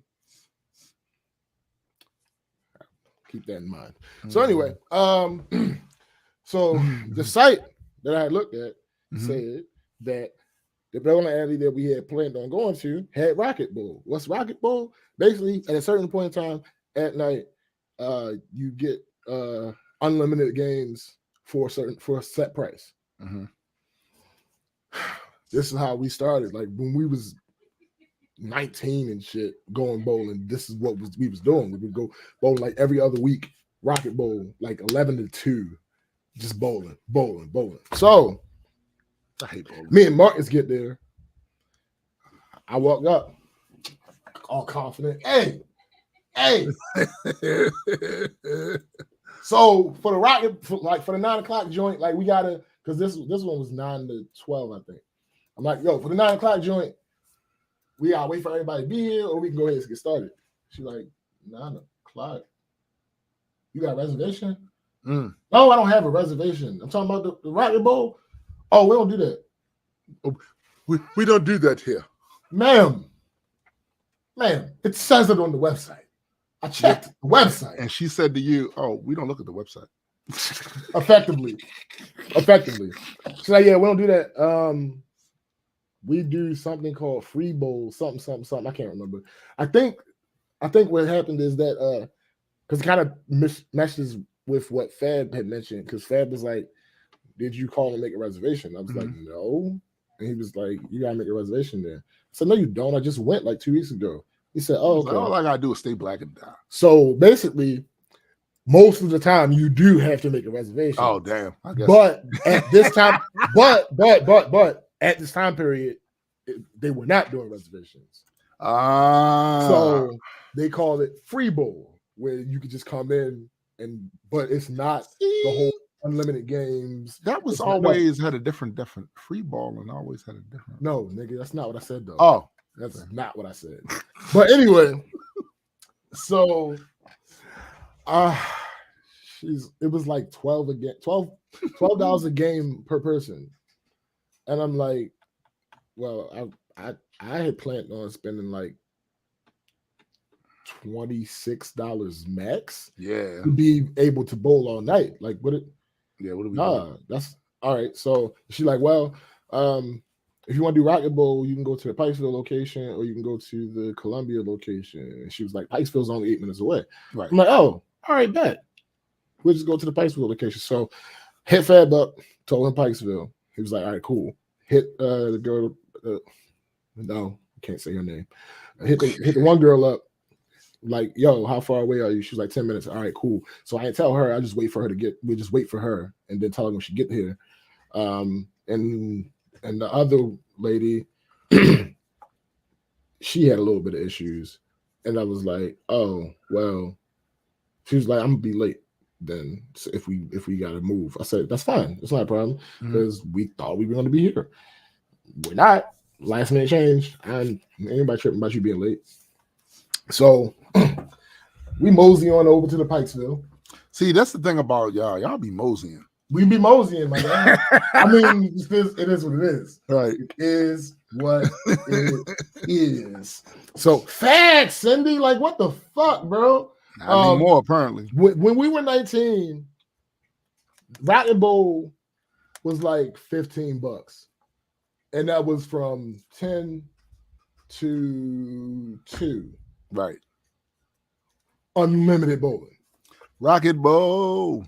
So, mind you, again, they told us that I hate Rocket Bowl. We had to go to Pikesville or Columbia. Pikesville was 8 minutes away. We chose Pikesville. Right. We get there. I'm confident again. Step up to the joint. Hey. So, how much y'all Rocket Bowl? Oh, well, we don't have Rocket Bowl. We don't do that here. Yo, so what the lesson should be right now is don't listen to anybody? Well, that and stop strolling up confidently. Yes, Cindy, including the shoe rental. So I'm like, and she gave me you know how you get bad news and then you get like a little bit of good news that makes you think that things are about to look up. But it's really not looking rock up. Bottom. Yeah. So she was like, we don't do Rocket Bowl here. I said, oh, fuck. She was like, yeah, we don't call it that. I said, oh, what do you call it? She was like, I'll do that. She was like, yeah, we don't call it that. We just turn the lights off. Like we don't call it that. I'm like, oh, okay. Well, how much is it? Oh no, it's no different price. It's still the regular price. We just turn the lights off. We just turn the lights off. Fuck you mean? Fuck you mean? We just turn the lights. What? Oh, we turn. But this alley was cheaper than the other alley. Okay, that's dope. But Cindy, you might be right about that, the call ahead thing, because no, I'm not doing that. When you mosey up confidently, listen, it don't work out. Here's the thing: that's only an issue if you're not prepared. It's a slight inconvenience, regardless. But it's only an actual issue if you're not prepared. So here's the thing: it might be a slight inconvenience, but it's a severe annoyance. Oh, nigga, listen. I ain't gonna hold you at all. I'd have been a little livid. No, again, the only reason I wasn't mad is because this place was cheaper. Gotta find a Groupon these days. No, what's funny is when I go bowling like outside of a group setting, and it's not often I actually go bowling, but whenever I do outside of a group setting, I always do the Groupon. Okay. But because it was a group setting, I didn't want to go through all the hassle. It is in the name though. Group. Yeah, shut up, nigga. So, this one was cheaper, so it was cool. I was ass. I ain't gonna hold you. I mean, no, I'm sorry. This feature. Shut up. The combination. No, listen. The combination of the shoes that they gave me and the wax on the floor had me slipping and sliding all over. He said wax on. Look, I mean, here's the thing. Yo, you was James Brown in the cast. No, listen, that Fab almost bust his ass. Yo, y'all was supposed to work that into the throw. You know what I'm saying? No, nigga, shut up. Listen, you remember that one thing that The Rock did when he slid on the shoes, then he dropped the elbow. Don't like you. Y'all was supposed to do that. But no, it's not a real thing. So Fab almost bust his ass. Wow. First, before I even went to, and when I saw that, I was like, oh, this is gonna be a long night. This is going to be a long night.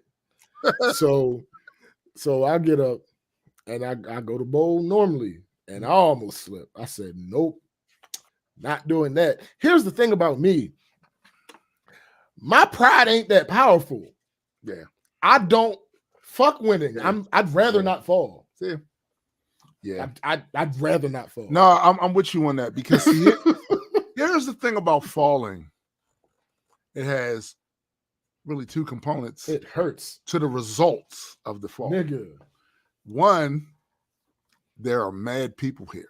Bruh. It was so crowded, yo. It was so just in the lane that we were on and the two adjacent lanes, there were at least 15 people. Yeah. And then it's also potential actual injury. Nigga. Yeah. I ain't no spring chicken no more. Yeah, the healing process is slower. Nigga. Now, yeah. And no, fuck that. There's another component. Oh, what's that? Because you're at a bowling alley. They're sliding down the fucking lane. Oh my goodness. Yo. Right. There's another component too. So you slide down the lane and somebody throws a ball right after. Oh no, listen. Listen. If I slide down, listen, the only thing I can guarantee is if I slide down the lane, I'm getting that strike. Yeah. I'm getting several strikes. You know what I'm saying? If I slide down that motherfucker and then somebody throw a ball afterwards. Hey. Oh no, that's when I get up, I'm getting so many strikes. You stupid. so like I said, my pride I don't got it. Like I'm competitive at times, but goddamn, special space. That's crazy. Pretty sure I broke a rib last week before my one. See, yeah, damn. You gotta be more careful. At this point, like Marissa said, I'm too old to be falling anywhere now. Like I take my time. I'm not playing with you. Remember when me, you, and Jaded, we had went out in Annapolis for that meeting with Silly Yo. You know what I'm saying? Dumbass Yo. You know what I'm saying? You know what I mean? And then we decided to spend the rest of the day just getting content, and we ended up in that little wooded area. That's why when I was a kid, I saw no danger, especially with woods. Yeah, I would just tackle the hill. Let me tell y'all this motherfucker. Shit. We started going down the hill. Me and Keith had time to film 4 videos. That's right. Before Tim got down there. Bro, I'm not playing. You think I'm playing? Yo. Here's the thing. I'm not even mad about it. Yo, I understand. It's risk versus reward. Yes. All right. So the fact is, if I go tumbling down this hill, let's say I don't break every bone in my body tumbling down this hill. Right. I still got you niggas right here with cameras watching the whole thing. Oh, yes. Like, yo, nah, big. I'm taking my time walking down. I didn't blame him then, and I don't blame him now. Fuck that. Fuck that. Like I said, I have absolutely times where I'm uber competitive. Not when something like this is a factor. Fuck that. Y'all can have it. And Marcus is talking all the shit. I said, no. Here's the funny thing. God don't like ugly. So, this motherfucker, we played 3 games. First game, I ain't gonna hold you. I was trying to figure out a way to fucking bowl, to be able to actually bowl. Right. Because I could not bowl the way that I normally bowl. So I was last. I am laughing at Special Space right now. He is hilarious right now. My brother is Mr. Glass, so I'm invincible as long as yo. That shit is hilarious. That's funny. That's hilarious. Yeah, first game I came in last. Oh, he was talking big boy. I know he was. Oh, I'm like, yo, none of this is affecting me. I literally don't care. Like 3 of the 5 people here know that I'm a beast at bowling. Right. I don't got shit to prove to none of y'all. This is Marcus's first time bowling with us. I ain't got shit to prove to none of y'all. So you came in last and blah blah this, and maybe you should fall, maybe you could bowl better. Blah blah. He was talking big shit. Big shit. Yo, Marcus was going in. He did not beat me another game. Wow. Because what we not going to do Just because I don't got the pride thing, don't mean the competitive nature goes this away. This is the thing about making people mad, right? So it's like that in battle rap, right? Yo, monitor the promotional shit talk, right? Because you piss anyone off who got a pen and be writing, right? When they get up there on that stage, boy, it's gonna be an embarrassment. This is the same with this. Mm-hmm. You laugh. Oh, we're laughing, right? We find that fun. Okay, Ogma, game one, no. game one, no. Not but it was, but game one, it was a choice. Yeah, game one was a filling out thing. You break 100 or you break your ass. Right. I was definitely going to choose not to break my ass. So if I'd have got out that bitch with a 20 in game one. I am curious though. I am curious to know, what did Marcus have to say? Oh, he stopped talking shit miraculously. Oh, damn. Interesting. And I didn't put it in his. I didn't push it in his face. No. See, I just did. See, these are the subtle. People know that. People that know me and James know we got so many commonalities. Mm-hmm. This is the part where we have the departure. Because the amount of shit talking I would have been doing while whooping his ass. But wait, there's more. Not only did he not outscore me again, in game 3, he fell. No. And then on top of that, he bust his ass. Yep. Damn it. I ain't had to talk no shit. Nah, I guess you didn't. That was shit enough. I guess you did. That was shit enough. Yo, all that shit he was talking, he the only person that fell. Yo, I wouldn't have, in that case, I probably wouldn't have talked shit, but I would have exaggerated so much shit. Like, I'd have went over to the spot that he fell. I'd have knelt down looking like I was investigating this shit. Like, it's a lot of shit I would have done. Like, so he came into this angle here. I'd have been doing mathematical equations about the angle of how his foot hit this. Yo, I would have been so ass, yo.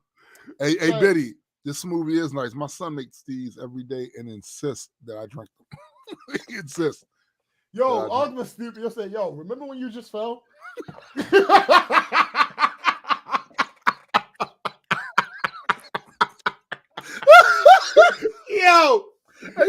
Yo.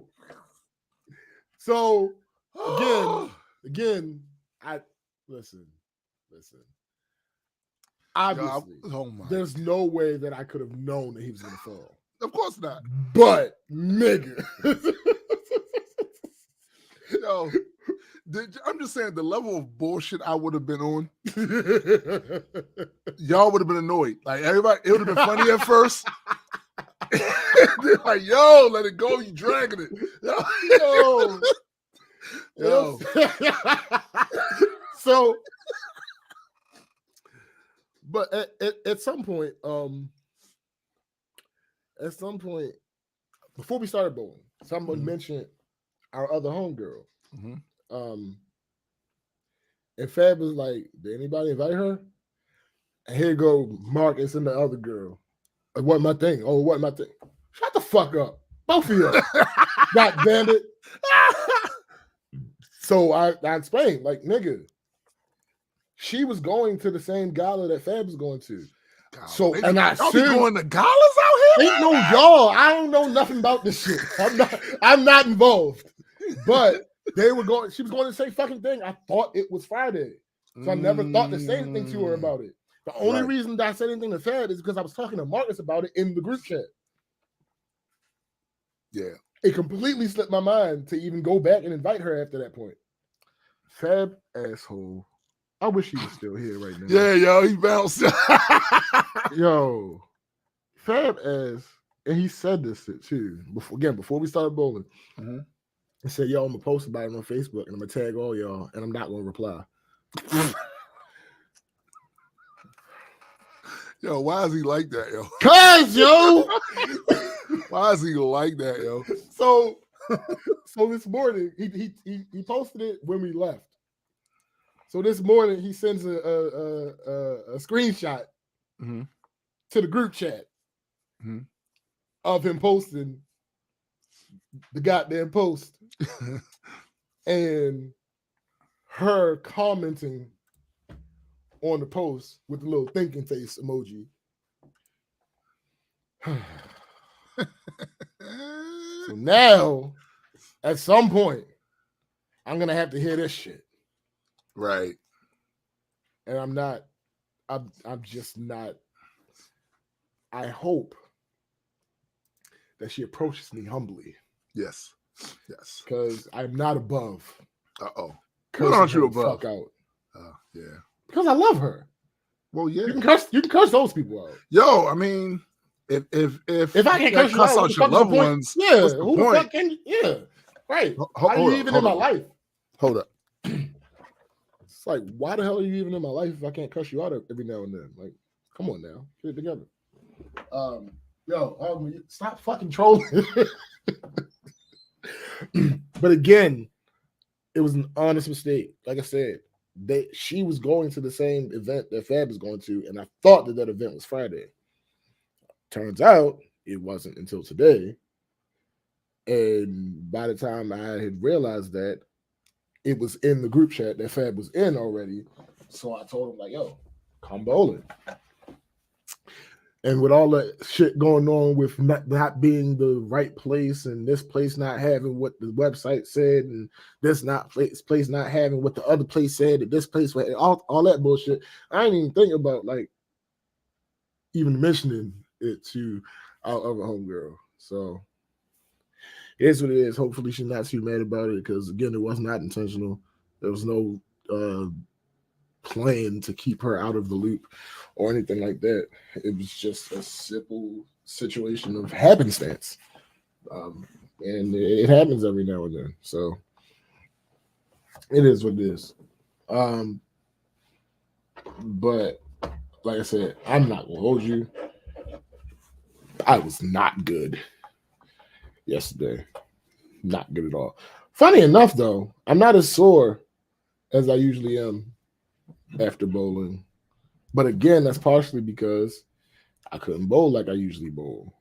Like, I didn't have enough power. And I have weighted the bowling balls that I have are weighted, so they do the spins. And there's a specific combination of power and spin that you put into it.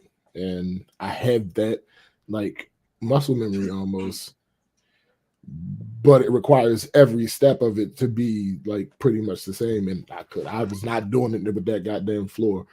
Like I said, Fab almost busted his ass, and Marcus absolutely busted his ass. I was not. Yo, you're such a troll. You're such a troll. Yo, you are a natural troll, yo. You're a natural troll. Because how the fuck you come in right on that part? Yo, it's organic, yo. But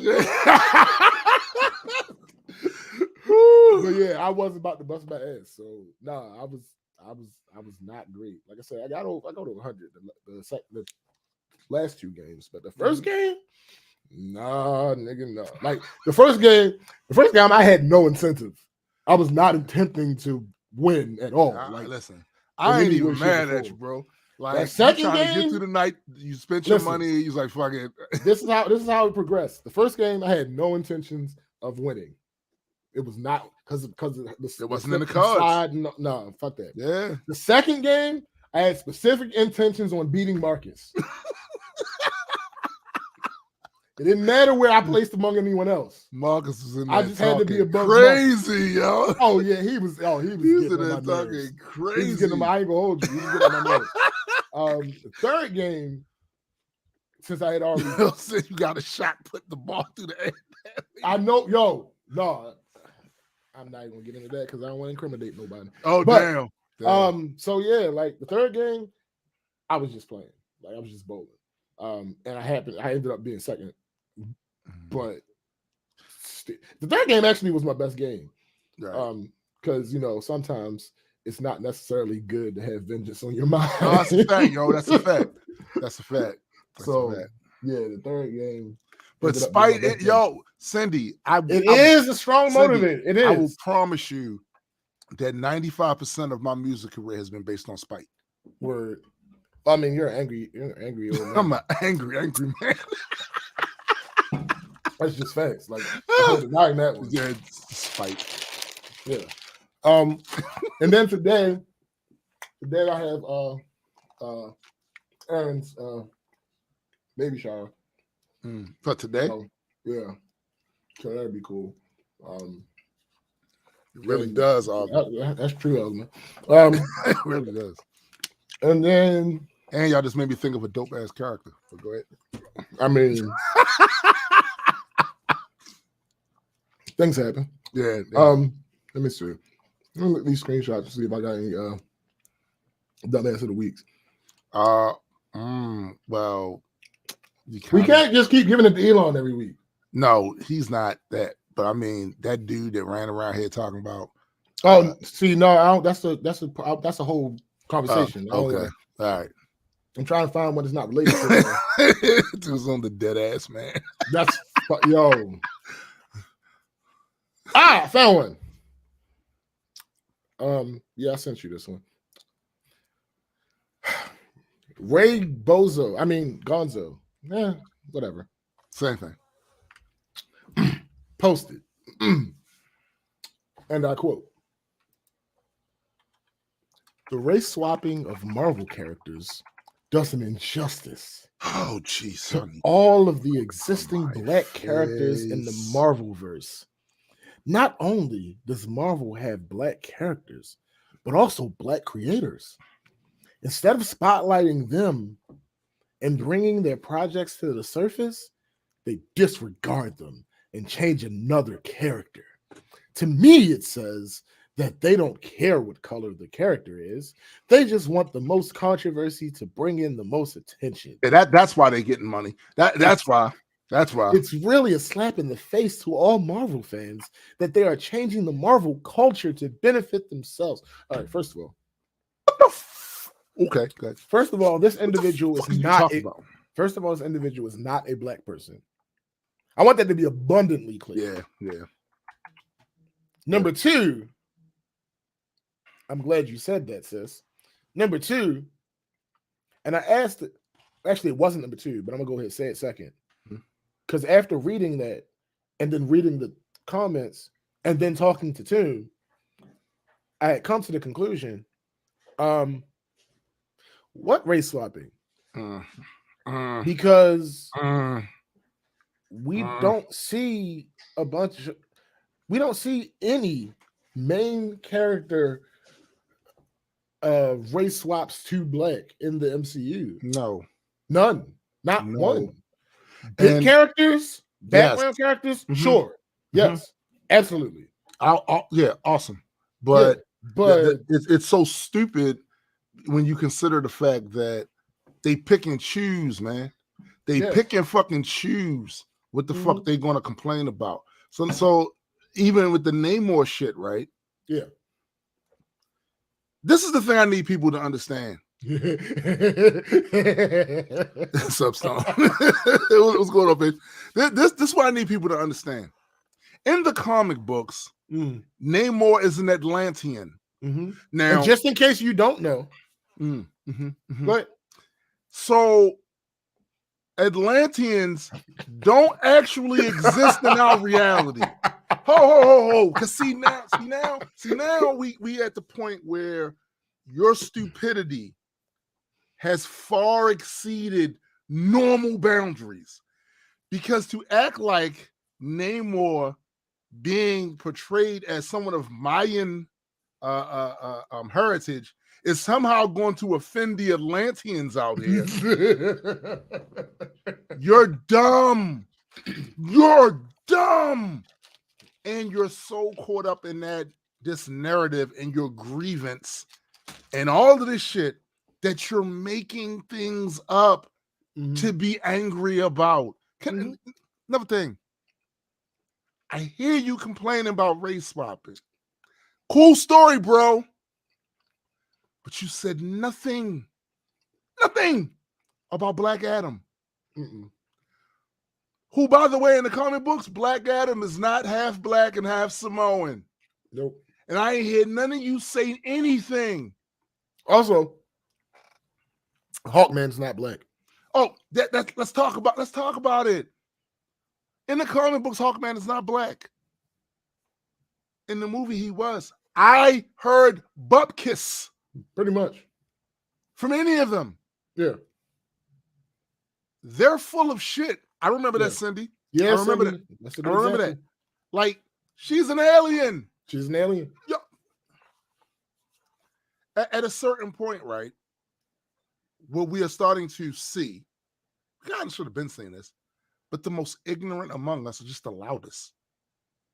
They're the loudest. So it makes it look like there's this huge wave of people doing the whole build up to Black Panther. We had all the shit about, I'm not going to see that. Well, that's not what it looked like from over here. That's not what it looked like from over here. Well, like, since you're segueing, all right. I just have to inform you. I have a very important question for you. What if we can't kill him? Listen, people do not call him General. No, they do not call him King. They call him Cool Khan, this winged serpent god. Right, Cindy. So, I've seen 17 too many poor shit takes about Black Panther that, in honor of the movie, we're doing a burial today. Yeah, we're doing a burial. We definitely. This is. Now we might. I'm not going to say that I won't ever do this again. I'll probably do it for the show, for the purposes of the show, just because it's content.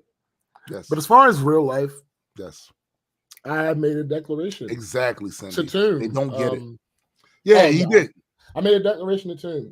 Let me see if I can find it so I can read it verbatim, because it came to me like an epiphany.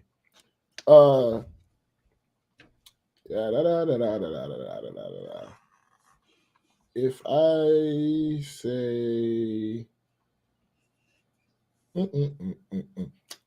okay, found it. Because Tim had shared with me a screenshot of someone complaining about how Dave Chappelle is being treated and the problem with what's happening with Dave. Yikes.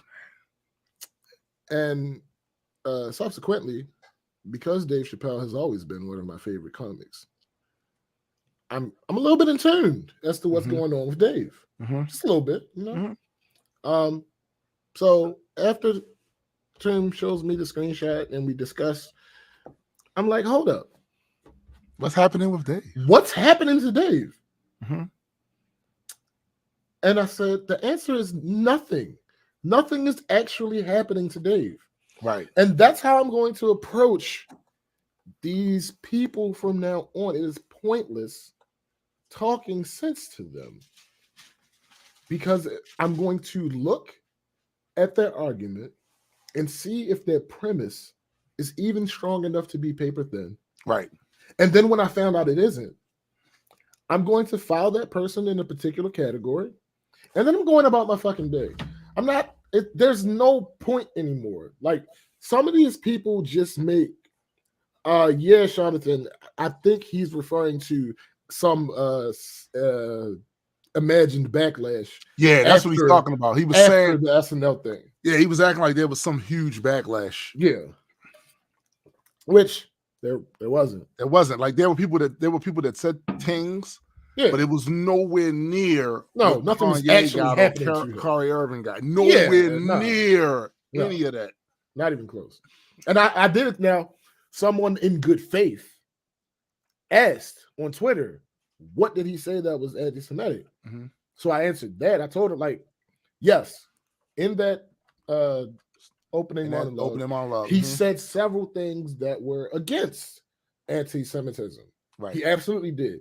But when you make the joke, if it's blacks, it's gang related. If it's Italians, it's the mob. If it's Jews, then nothing. It's a coincidence that you shouldn't talk about it. That flies in the face of everything that you're saying. It does. Am I saying that it's anti-Semitic? No, I'm not saying that it is. I'm saying because it's not for me to say. It's not my place. Number two, not my place. Because I am not someone that does not take context into account. Yeah. There were way more situations in that monologue where he denounced anti-Semitism than he actually did something that could be considered anti-Semitic. Yes. But that doesn't erase what the fuck he said. Right. He still said it. It still can't played for jokes or whatever the case may be. Right. It's like the Drake thing. Drake has a line in the latest album about a woman lying about getting shots. Right. That there are people defending him, claiming that he's talking about people getting BBLs and all that shit, which is absolutely possible. But let's keep it fucking real. There is no scenario, there is no universe where Drake isn't smart enough to understand that the vast majority of people are going to assume that he's talking about Megan Thee Stallion. He knows. There's no and scenario. You know what, yo? This is the part of this whole thing that I think like bothers me the most. How people intentionally dumb themselves down to be obtuse about the way certain things are going to be taken. Like, yo, you know he knew. Like, you think he's that dumb but he don't know they didn't think. Come on, of course he knew. Right. Like, it's just. He could have been talking about a show horse. Yo. But that's the type of shit that I'm talking about. Discord, let me ask this real quick. Discord asks, we're going to say if there is ever a majestic cinematic universe, who would be your first choice for the main characters? What kind of choices would be the worst? It might surprise you that I have other characters I haven't even revealed yet, who I think would probably make a better introduction to that universe than the two main characters in our current title, because I like the build up to the really big ideas. I like the build up by first capturing the human experience through a much smaller whatever, and then you open it up to a larger thing. I like that style more than just hitting them with the big shit up front and then scaling it down. Like, nah, I like the other shit. So it probably wouldn't, I mean, depending on when it would take place, which titles we had out, which characters were introduced, if these particular characters that I'm thinking of were already out, established, and in their own titles and doing their thing, I probably would start with them first before I went with Malik and Gray. But anyway, where was we? Oh, yeah. Talking shit on these numbskulls. Oh, yeah. These motherfuckers. Listen. To back track to the fake ass I don't even know what to call them, yo. Well, there's this perverted idea that some of these people have in their heads that if a black woman or black women are the focus in these things, that somehow they're not representative of the community. I don't understand. I can't explain it to you other than to say someone hurt them really bad or they don't like their mama or whatever. Something happened. Yeah, you stupid. I'm just saying. If you think, bro, when I was going to school, guess who would come to the school all the time for their kids? It was the mamas. It was the mamas. Like, so this idea that they don't represent, like, I don't even know where y'all get that from. Where you think that it required for it to be a black male in that role in order for it to represent representation of black people is the craziest, most misogynistic shit ever.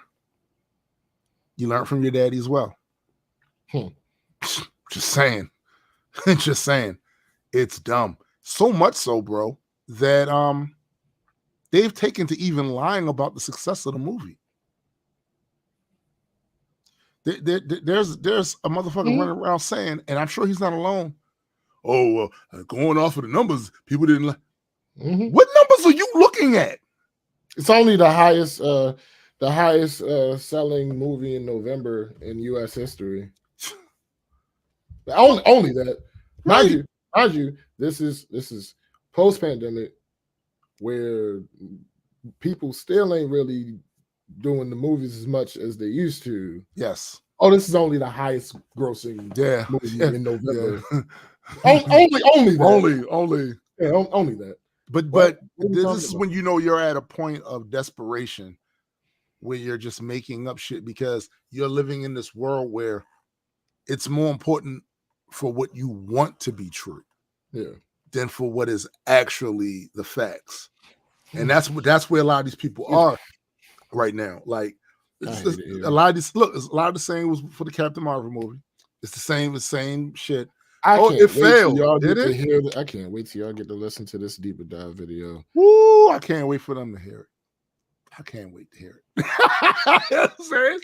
I ain't even seen it yet, but I know how he's going. I already know because some of the stupidity it needs to be addressed only for the sake of not pulling in like the black hole that it is people who don't know better because this is not their thing. So they're not really into it in the first place. And the first thing they hear about it is this. They might form an opinion based off of that. There needs to be a counterbalance to it, which is what we consider ourselves to be.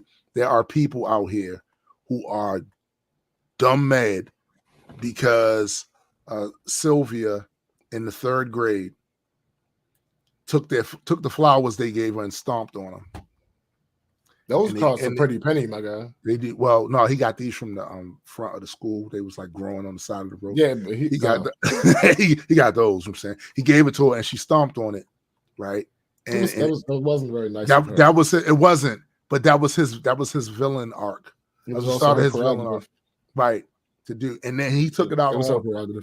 He took it out on every other woman after that, and now he's a grown ass man, and he's still having these flashbacks. You know how Bruce Wayne still will have flashbacks of that time in the alley with his parents.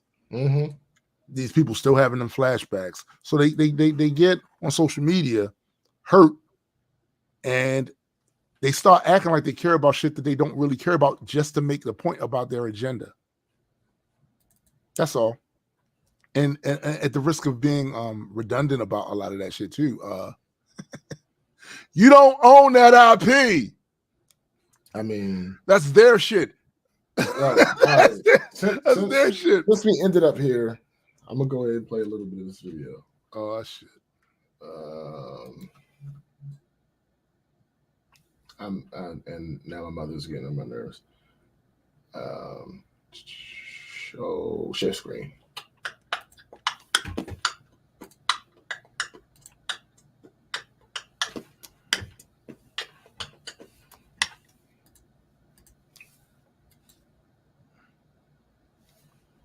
An attack on cinema wins. Because if memory serves me, pretty much every other deeper dive that was inspired by a YouTuber was absolutely unapologetically an attack. Most deplorable example, knowing the actual movements, like not my act like everything is okay, people tend to get hurt. Out of all that, people were mad because Brie was playing a favorite character of theirs and they didn't like it. Wrapping this portion up, I don't want this misconstrued. I don't want this to seem like an attack on cinema wins. Because if memory serves me, pretty much every other deeper dive that was inspired by a YouTuber was absolutely unapologetically an attack. In this case, I just think Lee is staying on brand and trying to push only positivity. The problem is when we act like everything is okay, people tend to get hurt. Out of all the videos I've done on other YouTubers, this is one I really wish I could get that YouTuber to watch. But to end this video, we'll move away from cinema wins and address some of these fans. Ignoring the actual movements like Not My Thor and ignoring the recent revelation of several incels telling on themselves that they never had sex and or they have never watched the Daredevil Netflix series or read the Daredevil comics when they called him unrelatable for having sex. Here are some comments I've seen from a single Facebook group about the MCU and mainly recently concluded show She-Hulk Attorney at Law. Michael says, I remember reading She-Hulk in the early to mid 2000s, and I don't remember it being this pathetic. I've given each new Disney Plus series a chance, but 6 episodes in, I'm still trying to figure out what this thing is trying to be. Number 1, it's not a standard MCU show because she's a superhero whose arch enemy is social media. The only evil she's fighting against is the cult of personality and people trying to co-opt or destroy her brand. His misunderstanding of what cult of personality means aside, while there are many tropes in the MCU in general, I don't think enough of the shows thus far have been similar enough for there to be a such thing as a standard MCU show. Number 2, it's not a legal show because the cases all deal with the most deplorable examples of humanity who have superpowers to match their horrid personalities. Nikki Ramos is the only character that gives me any hope because she can work around all aspects of Jennifer's life. His attempt to invalidate She-Hulk as a legal show, which it absolutely is, falls so flat he starts adding things in there that have nothing to do with it being a legal show. Number 3, it's not a rom-com because Walters is nigh invisible as dating or relationship material unless she's hulked out. One plot was literally her trying to reclaim a trademark name with her Tinder failures as evidence.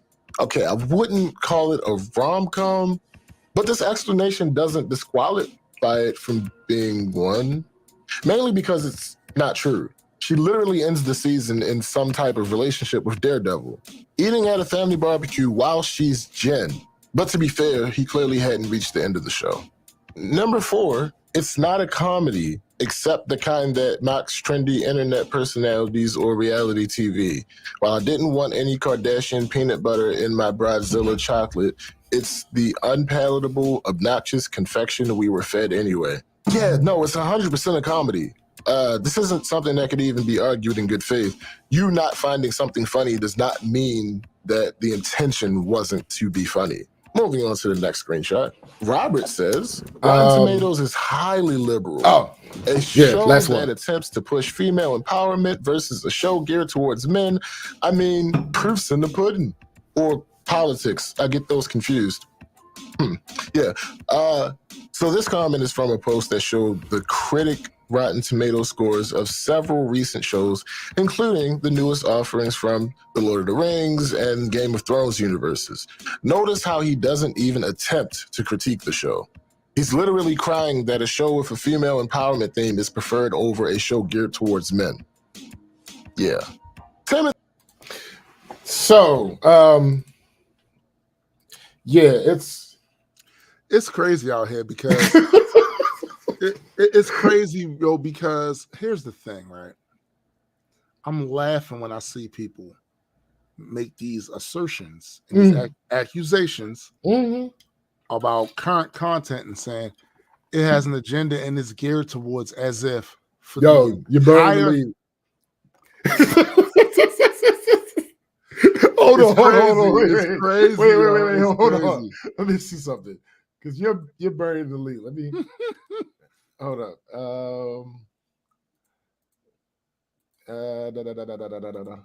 I'm trying to find this one part.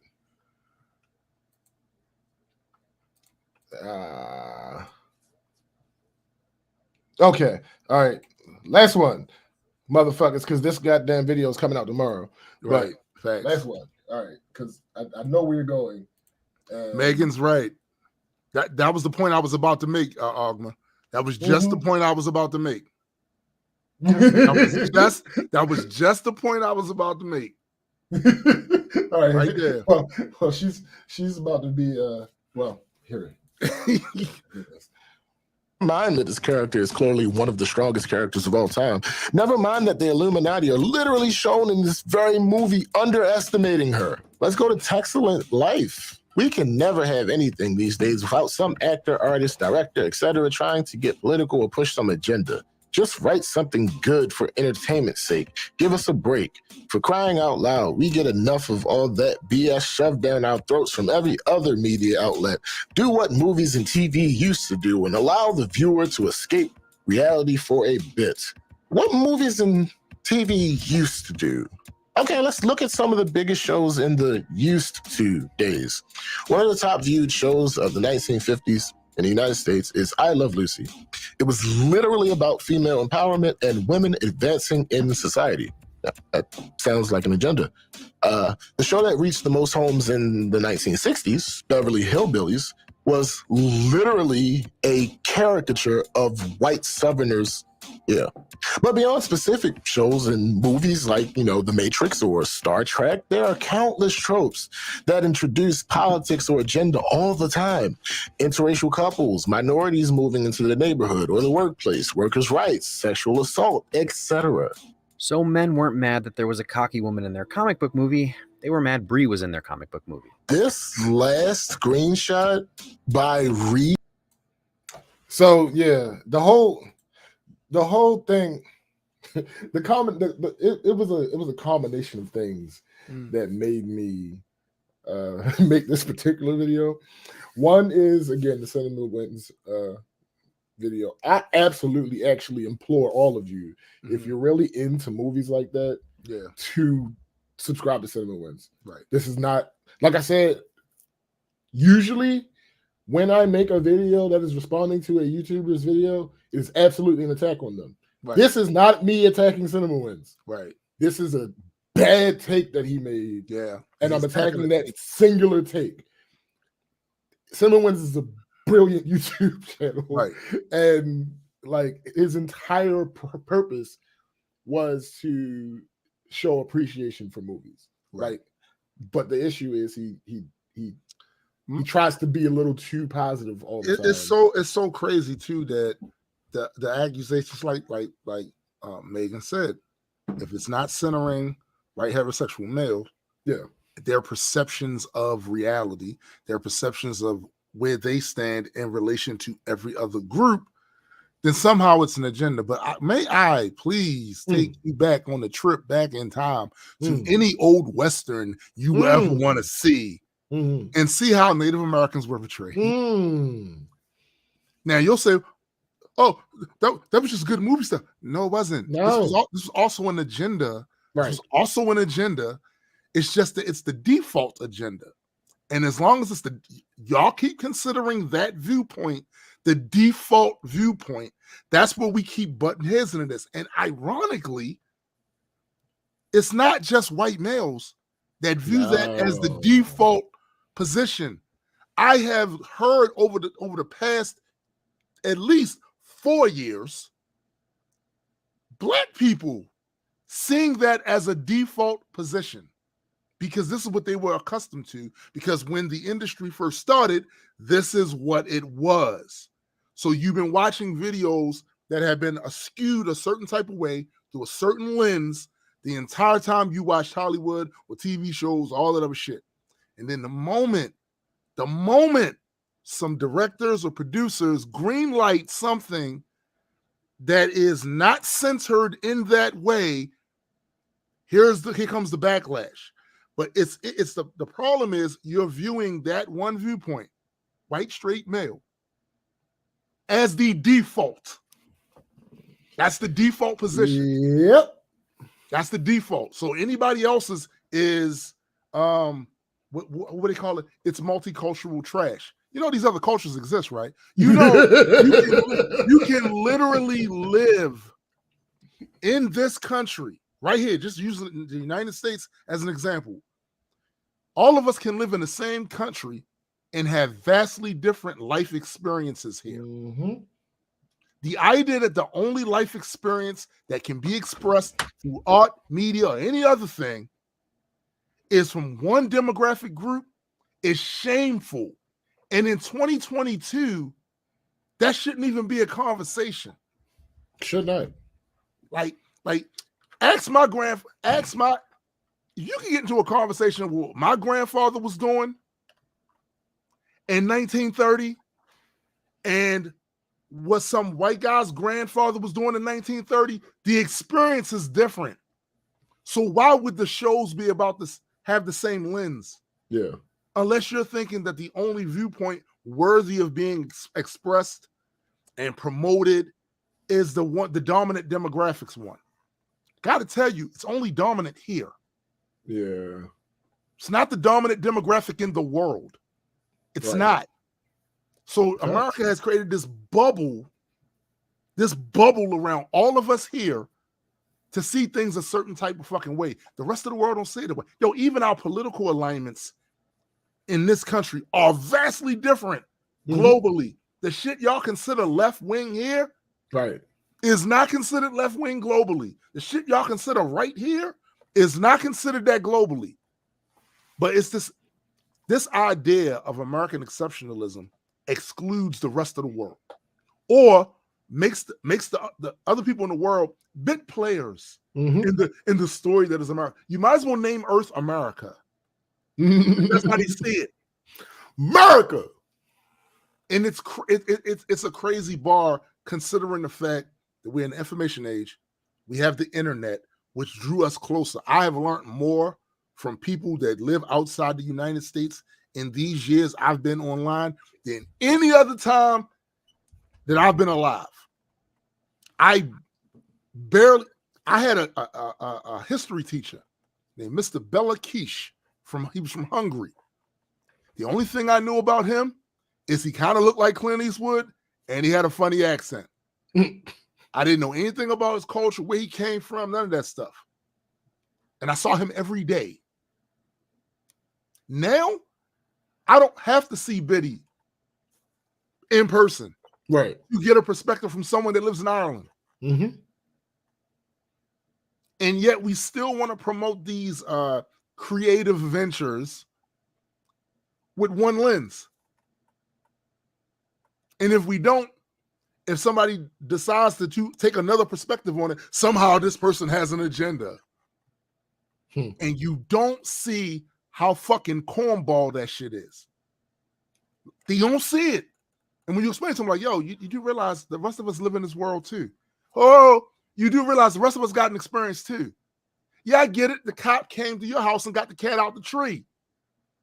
That's not what the cop did to me. I get it. When you put a bowl of hot water and your friend's hand in it and they peed on themselves while they were asleep, y'all laughed and had a good time. In my neighborhood, you can get your ass whipped. You might even get shot. You might even get shot. We have different experiences here. All of those are worthy of being used as the backdrop for some creative movie, TV show, book, whatever. Thanks. Why would it be just all about one demographic group and how they see things? Because default. Because not only do they see it as a default, you see it as a default. You're gonna have to break that shit. Yo, something Joe Budden said on his podcast. I forget which one. There was one of them last week. I forget the title of it. But he mentioned something about the Mount Rushmore thing. He said the reason why he stopped using Mount Rushmore as the standard thing there is because somebody else put him onto this. He was like, yo, they literally buried natives up under there. Right. And then put statues of their figureheads on top of it to add insult to injury. Yeah. And then ingrained the narrative in the culture that that's something to revere. So now we say it without even thinking. Of course, we'll use it without thinking about, not maliciously. It's ingrained in the culture. Who's on your Mount Rushmore? Nigga, that's the Black Hills. Thanks. That's the Black Hills. So Yo, it's like, this is just another toxic thing that I'm just lucky to not do. mm-hmm. I don't. I default to top 5. Yes. Like I don't usually. I don't think I've ever brought up I default to top 5. Yeah. Not because, and again, it's completely coincidental. It's not me being aware of the issues with, like, I know them, but it wasn't me in the moment being like, well, no, we can't do that. No, it's just by happenstance. Yeah. Well, that's one of the good things too about it's not going to be every and this is some things that some people on the other side of this argument have a hard time acknowledging themselves too. Everybody's not going to be as affected equally about the same things. Correct. You know what I'm saying? Like, because it's so much of it out there and we're all individuals that we prioritize certain things differently, right? Yeah. So it's not going to be everybody in any individual group. This is why I really hate the narrative of them saying, oh, the Jewish people did this. Yo, you do realize if you ever read any of their doctrine of the stuff that they believe in their religious thing, none of that says this. This is not about that. It's about businessmen, right?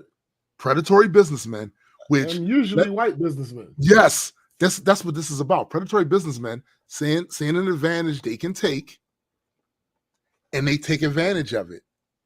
That has nothing to do with the fact that they're Jewish. It's not like they go to their synagogues on Saturday, Friday night, Saturday, whatever. They go to the synagogues and they go, okay, so in the book of such and such and such, we have to go and make sure that all these contracts are predatory. That's not part of that. That's not that. That's not that. Bruh. So back to our jumping off point. Mm-hmm. Let me read a couple of these screenshots for y'all. Mike Beggs, in his infinite wisdom, asserts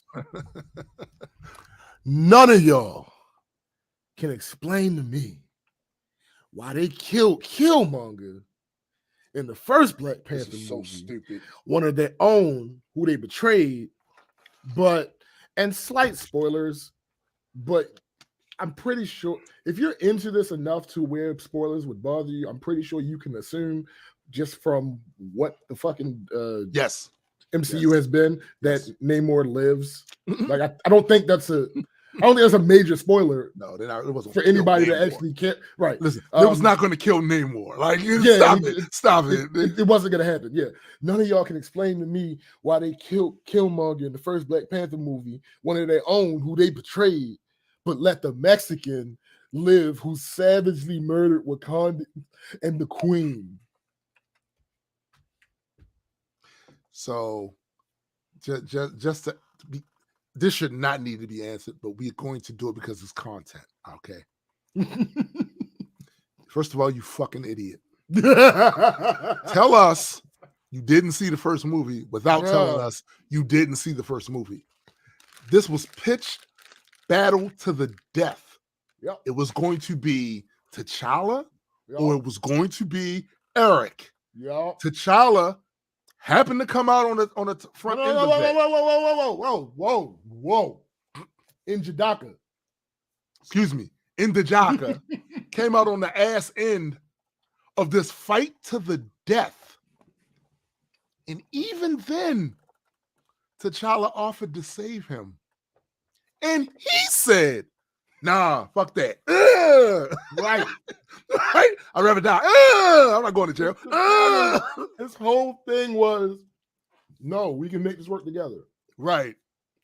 And Inja Doctor was like, nah, throw me over like my ancestors. Right. He chose his fate. He chose his fucking He could have been healed. Fate. He could have been healed. Since I was 2 years old when I took that into consideration about Mount Rushmore, and without any spontaneously combustion, I can respect it. Yep. Because new information should not be a death knell. Yo, new information should sway you. Yep. It should. And it's not that she didn't know about the Black Hills. No, she it's just that she never thought about it. She never put that connection. Right. Yeah. Because that's how that's supposed to work, sis. Exactly. All right, let me read this. Yo, he's an idiot. All right. No, he's absolutely an idiot. He's an idiot. And in the second movie, I'm not going to explicitly say what happened, but they explain why. They absolutely explain in the movie why it's right there. Namor lived. It's explained. It is referenced. Facts, Ogma. At least 3 times. No, it's right. And explicitly explained at least twice. And matter of fact, again, hold on. Let me get my voice right. He's ass. I'll do it again. And what if we can't kill him? His people do not call him By the way, this General. is not a spoiler. This is in the trailer. Do not call him General. General. Do not call him King. They call him Cool Khan. Yo, why is it the winged I've been doing this serpent God? Why is it ever since the trailer and then seeing the movie, I've been saying this line? It is an expression. That is one of the ways that it is referenced as to why they don't kill him. Yeah. It's in the fucking trailer. It's literally there. Like, yo, this ain't gonna be with Killmonger. Killmonger did not have the backing of his government. Right. He was a lone actor with his own agenda. So when he got murked, nobody came looking to do nothing. Right? Yeah. Come on now. I mean, I'm just like, they call him Cool Cock. Yo, the way Mr. D did that line, bruh, it was so perfect, yo. It was so perfect. It's there. He's telling you, yo, killing him isn't the answer. That's right. Yo, that's the bad thing about it. Not only is it there, it's in the trailer. Again, you didn't even have to ask. It's in the trailer. Yo, it's referenced several times throughout the movie why Namor is going to survive this movie. Right. It's referenced several times. Yeah. And it's explicitly stated 2 or 3 times why he is not going to die. Yeah. And you know, the thing with Marvel too is y'all got to remember that they did have a issue with killing off villains early on. A lot of the things that we saw happening early on in them earlier phases, you don't see anywhere near as much anymore. You don't see the typical origin story type things anymore. You don't see that anymore because feedback is a motherfucker. Mm-hmm. But here's a piece of useless feedback. So the recast movement, it's time for y'all to shut the fuck up because the movie's already out. Hold on. Wait. I've never thought about this until you just said it. Mm-hmm. Let's discuss this whole killing of villains thing. Yes. Do they really do it that often? Because, hear me out. Mm-hmm. Abomination. Mm-hmm. Still here. Baron Zemo. Still here. Now, effectively, but I think only because they chose to never address it again. Mm-hmm. But there's a way to explain Ultron still being alive. Yeah. Let me see. Red Skull. Red Skull is dead, but is he though? Right. I don't think he died. I really don't. We have no evidence that he actually died. What we do have evidence of is that a version of him was on that planet when they went to get the stone. Right. That's what we know. Right. And we do know also that the particular stone he was fighting for is a teleport, the transporter thing. It teleported him someplace else. So is he dead? No matter how people might have felt about it, this is a significant villain. Taskmaster. Yeah. Not dead. No, he's not. Ant-Man's villain is dead. His first Yellow Jacket. Well, we don't. There are rumors. There are rumors. This ain't a spoiler because I ain't seen the movie ain't even out yet. Yeah. there are rumors that MODOK is going to be him. That's crazy. Oh, I did hear that rumor. I did hear that. There are rumors that MODOK is going to be him. That's crazy. Let me see who else. I mean, that's really the main. Loki's dead. No, he's not. A variant of him is alive. They're replacing that Loki with a different one. Right. Like Thanos is dead. Know Thanos might be dead. Yeah, Thanos might be. Yeah. Because the only reason I'm even saying might be is because he's not comic book Thanos. Like it's hard as fuck, but it's entirely possible to kill comic book Thanos. But keeping him dead is a whole nother argument. He has an entire relationship with death. Yeah, keeping him dead is not even when him and Death was kind of on the outs. Yeah, the essence of what he is, it's hard to snuff that out. It's hard. It's like Odin has died several times in the comic books.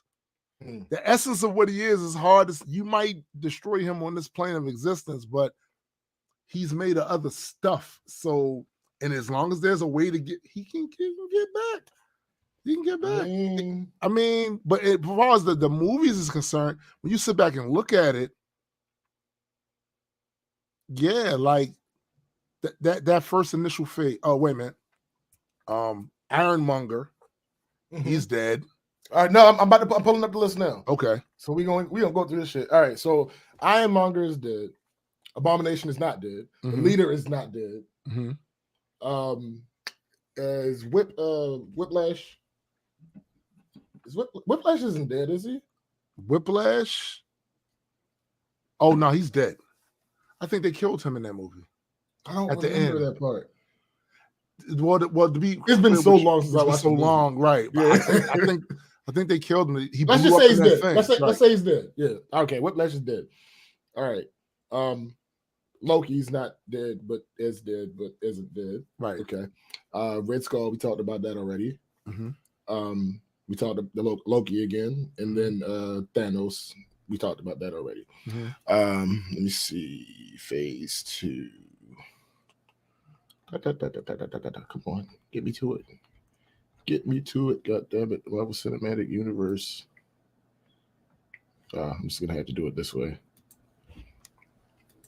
Ego's dead. Ego's dead. Yeah, Ego's. I still don't think Hela's dead. I'm sorry. So yeah, Ego. All right, so I'm at Justin Hammer. Justin Hammer's not dead. No. I can't remember I can't remember how to pronounce it, but he's dead, so we can move on. Bucky's not dead. Bucky's not dead. Malekith is dead. Malekith is dead. Yeah, and he's gone. We talked about Ultron already. We talked about Yellow Jacket already. Yeah. Okay. Let's see. Oh, hold up. They didn't like that. they didn't like that. They didn't like that. They didn't like it. Phase 3. Okay. And let me see. Tony is dead. Who? Tony. Yeah, but he's not a villain. I mean, he was one of the antagonists of. I mean, Tony kind of. Yeah, Tony's dead. Yeah. So, yeah, Tony's dead. Dormammu is not dead. Dormammu's not dead. Dormammu's not dead. And what's the name is dead? Oh, wait a minute. No, he's not. Mordo's not dead. No, I ain't talking about Mordo. I'm talking about the other dude, Caecilius. But Caecilius is not dead either. Caecilius got turned into one of the mindless ones. Yep. With the one eye. So he's he's not dead. We talked about Ego. Ego's dead. Ego's absolutely dead. Let me see. Vulture's not dead. Vulture's not dead. I still don't think Hela's dead. I'm sorry. I don't think Hela's dead. I have a hard time believing that Hela's dead. Nah. Surtur. Surtur is dead. Yeah, Surtur's gone. Surtur's dead. Oh, wait a minute. Is he though? Well, right, because he might just sleep again. He's a force of nature, right? Yeah. So, and he fulfilled. Yeah, he did what he was supposed to do. So and if we're going by the legends, technically he should be on his way to Earth in a couple 1,000 Yeah, years. facts. So, Facts. So we'll leave a question mark on that one. We'll leave a question mark on like I said, Vulture's not dead. Njidaka is dead. Yes. Thanos is dead. Ghost is not dead. Ghost is not dead. The Ghost is about to be in Thunderbolts. Captain Marvel. Oh, wait a minute. Nah, what's the face didn't die. She sent him back with a message to the Kree. Yeah. Mm-hmm. Yo, Ogma is the ass of show. He said Betty White's she's the nigga. He's so ass. Yo, he's so ass. Anyway. It's so ass. All right, there's a rumor. We have no way of proving this. Mm-hmm. There's a rumor that Mysterio isn't dead. Yeah, that's been floating around since the end of that movie. But from what we know, he's dead. Right. All right, so we're gonna go with him being also Ogma Barry White is dead as well. Well, I mean, okay.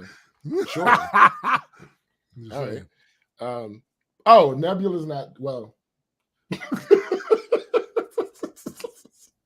Nebula's in the same kind of thing as Loki. Here's the thing: what we know about the timeline now in Marvel, in the time stream, our Nebula on our timeline is not dead. The one that died was one from the past, a past timeline. That's true. Which turns into a whole other alternate reality. The way the MCU has this set up. So that's our Nebula is not.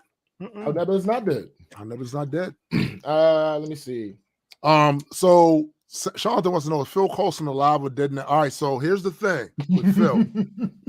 If you watch the Agents of S.H.I.E.L.D., and I strongly suggest you do, because I know the first couple of seasons are keep going. Wait. I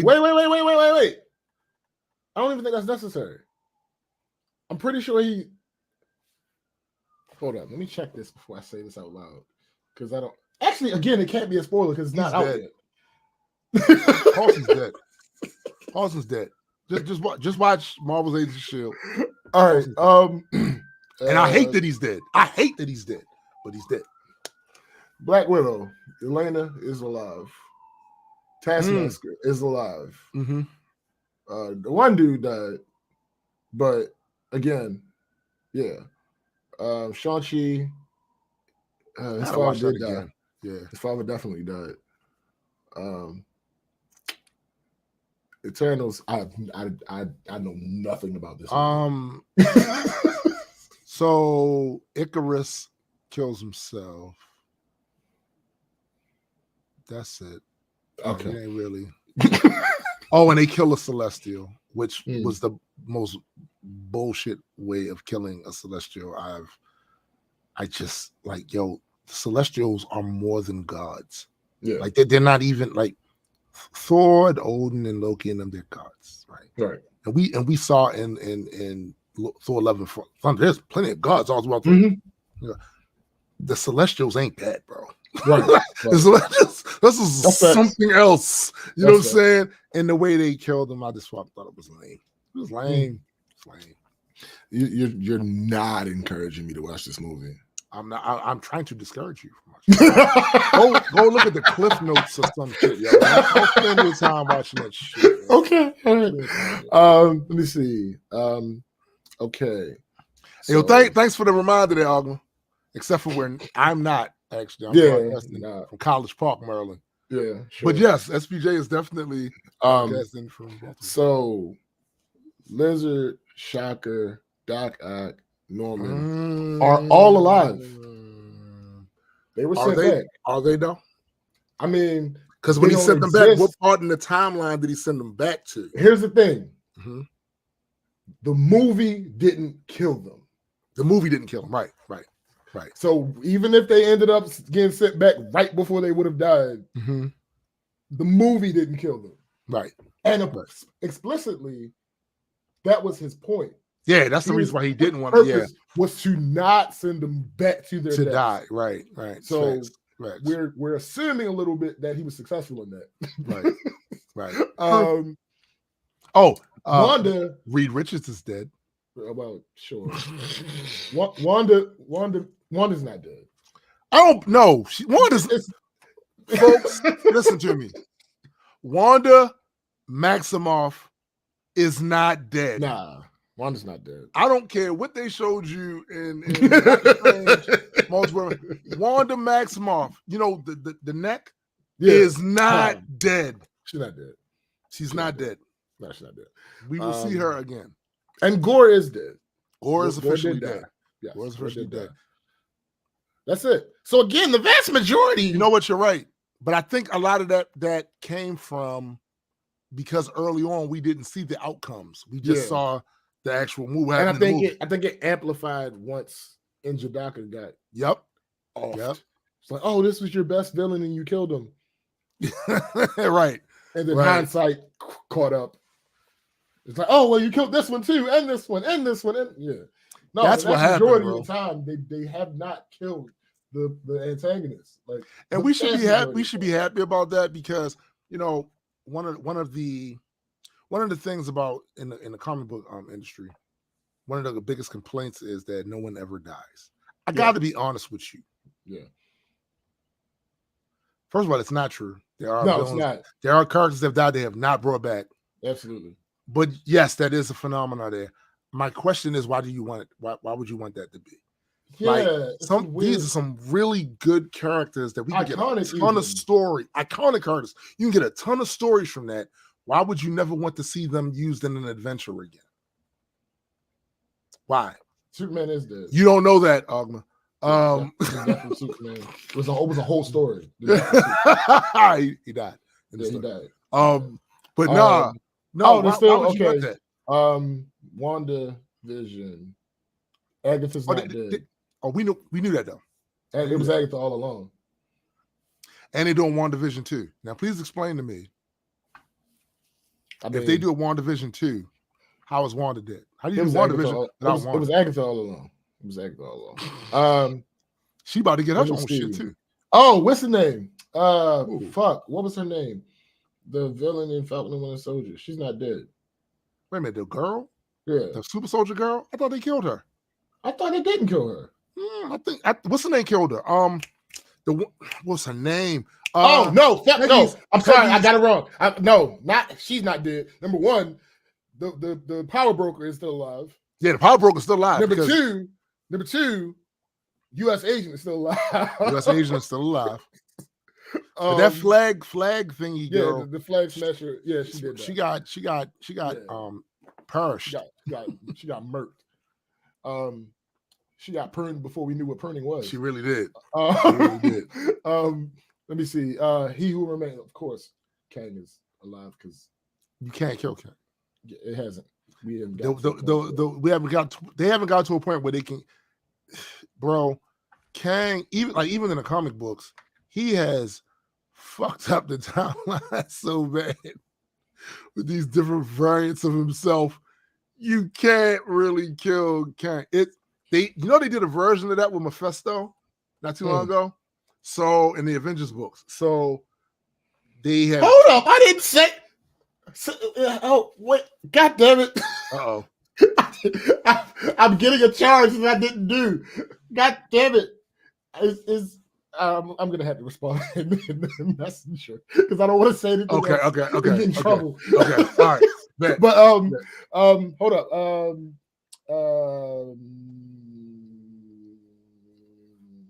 Kingpin is not dead. No, Kingpin's not dead.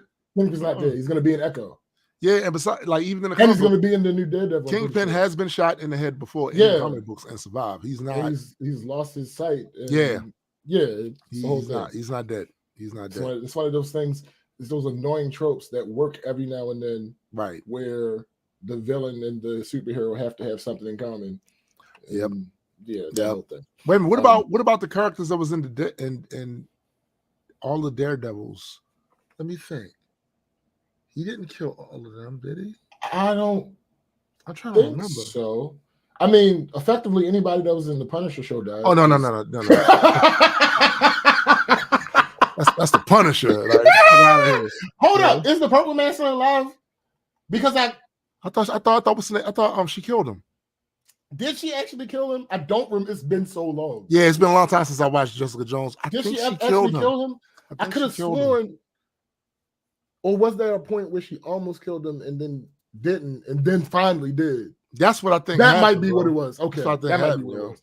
All right. And Moon Knight, yeah, he did actually die. He got murked at the very end. He got flat out murked, yo. So I encourage any of you that hasn't yet to go and see the Moon Knight. So go watch the Moon Knight series. That shit was all right, yo. That shit was all right. And I like when they see, the thing about comic books for me is, yes, the street level stuff is cool. It's dope, right? But I like when they don't shy away from the fantastic. I like when they don't do that. And I feel like Moon Knight was one of the first series that really went into the bag with the fantastic, like with the gods and fucking turning the whole sky, moving the entire sky. Like, yo, that shit was crazy. That shit was crazy. Yo, I'm bugging. Hold on. I gotta ask this because I gotta make sure. Right. I gotta figure out how to say it because I don't want to. If I say it in a certain way, then I'm going to be doing what I'm trying to say that I didn't do. Did I? Okay, let me ask you this. Did I mention the fate of any of the women in Black Panther when we were talking about the movie? No, right? No. Okay, I didn't think I did. No, you didn't. Okay, all right. I just want to make sure. You didn't. You don't know that, Ogma. I said poison ivy. I didn't say that. Somebody's messaging you. Yeah. You didn't mention the fate of any of the women. Oh, wait a minute. Yes, you did. But did you say Oh, yes, I did. Yes, you did. Okay. Okay. Yes, you did. I was reading. Yes. Okay. Yes. My bad. My bad. Now remember. I'm sorry. I'm upset with myself. I will now go commit harikari. God damn it. And you know what's funny? When you said it the first time, I was like, but I didn't say anything. And then when, that's me. Yeah. That's when you was reading dudes. To be fair. You was reading dudes. To be fair, I'm like Ron Burgundy. If you put it on the teleprompter, yo, you are the dumb. That reference right there, yo, is so crazy, yo. Ron Burgundy is crazy. Sorry. If you put it on the teleprompter, it's wild. I'm going to read it. I did not think twice. I apologize. I'm so sorry. I'm so sorry. Oh my God. Yo, what? Look, you was reading dude's thing, bro. Yo, again.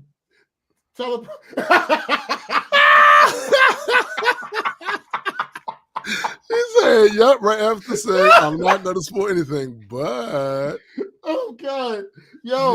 Listen, again, blame my head, not my heart. My heart. Again, I am essentially Ron Burgundy. It was on the teleprompter. Right. Not bad. God damn it. It was on teleprompter. It was on teleprompter. Look, it's inevitable. I didn't mean. I did not. Yo, Cindy said, if this was the Reaper page, I would have muted your ass for a week. No, hold up. Hear me out. I would never have typed this out. No, hell no. Because that would require a little bit more thought. Yeah. The power of the Black Panther shall now be stripped away. So now be stripped away. And for that, I feel like I owe y'all another. But what if we can't kill him?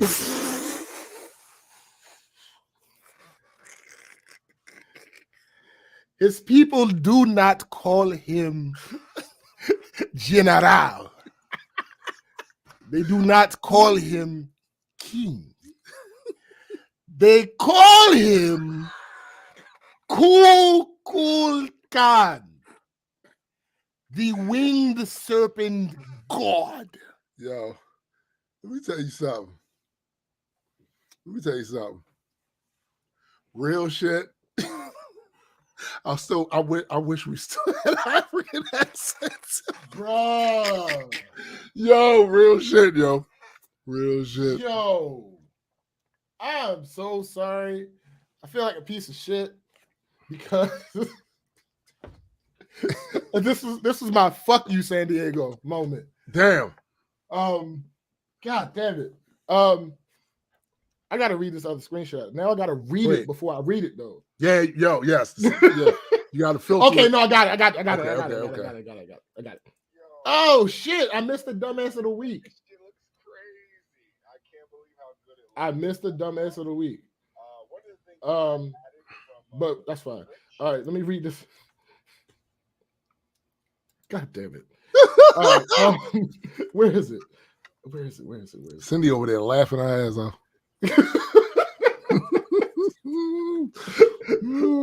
I'm yo, if we get a chance to do the Florida Comic Con, you should definitely come. Oh, of course. Definitely come on now. Down there. Come on. All right, here we are. This long ass, dumbass, ill thought, bad faith argument. Well, I just can't get into the whole Wakanda thing. If Wakanda really existed, it would be facing endless American sanctions and constant Western attempts to facilitate a coup to access vibranium freely. Instead, it's being attacked by some underwater Mayan civilization? Unrealistic. Wake me up when that movie is made about how Wakanda's monarchy is constantly being gaslit in the Western press as barbaric and outdated, and its lack of aid to other African countries as a sign of its selfishness. All as Wakandans are scapegoated for joining. I'm not doing that fucking voice anymore. Basically, you're a dumbass, and nobody should feel any type of. Let me give you. Mind you, I'm not reading all of this, but no. But let me give you an example that this sounds like. The guy in school who has kicked everybody's ass, no one can beat, happens to come to school with $1,000 in his bag. None of the other kids have that type of money. He has $1,000 in his bag. This would be the equivalent of this guy saying, that's unrealistic because one of the other kids wouldn't have did shit because this dude has already kicked the ass. They can't beat it. So there's nothing they can do. The idea that they would have did this and did that and did this and did that to the most technologically advanced civilization that was way ahead of everybody else. Thanos' motherfucking ships couldn't even get past their shield, and you gonna tell me a F-15 gonna do that? Fuck out of here. Here's the thing. So, again, I feel stupid for saying this, but we're not gonna spoil Wakanda 2. No, we're not gonna do that. Sorry. But in the first movie, that's literally what the second half of the movie is about. Yes. Literally.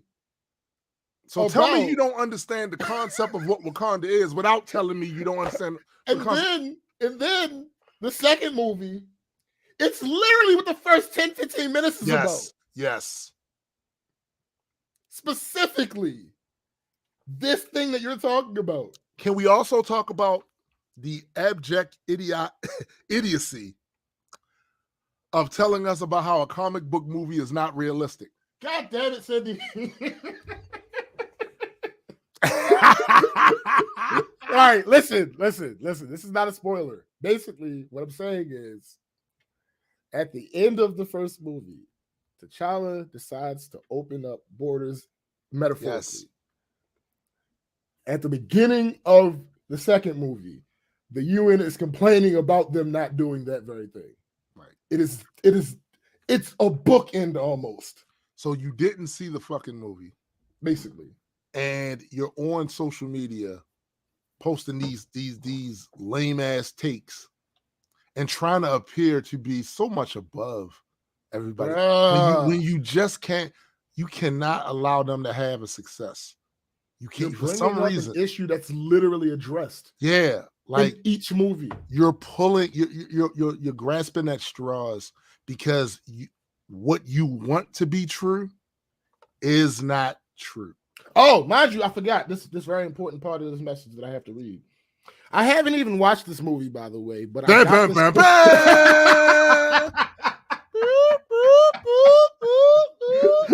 So let me ask you two. Let me ask you.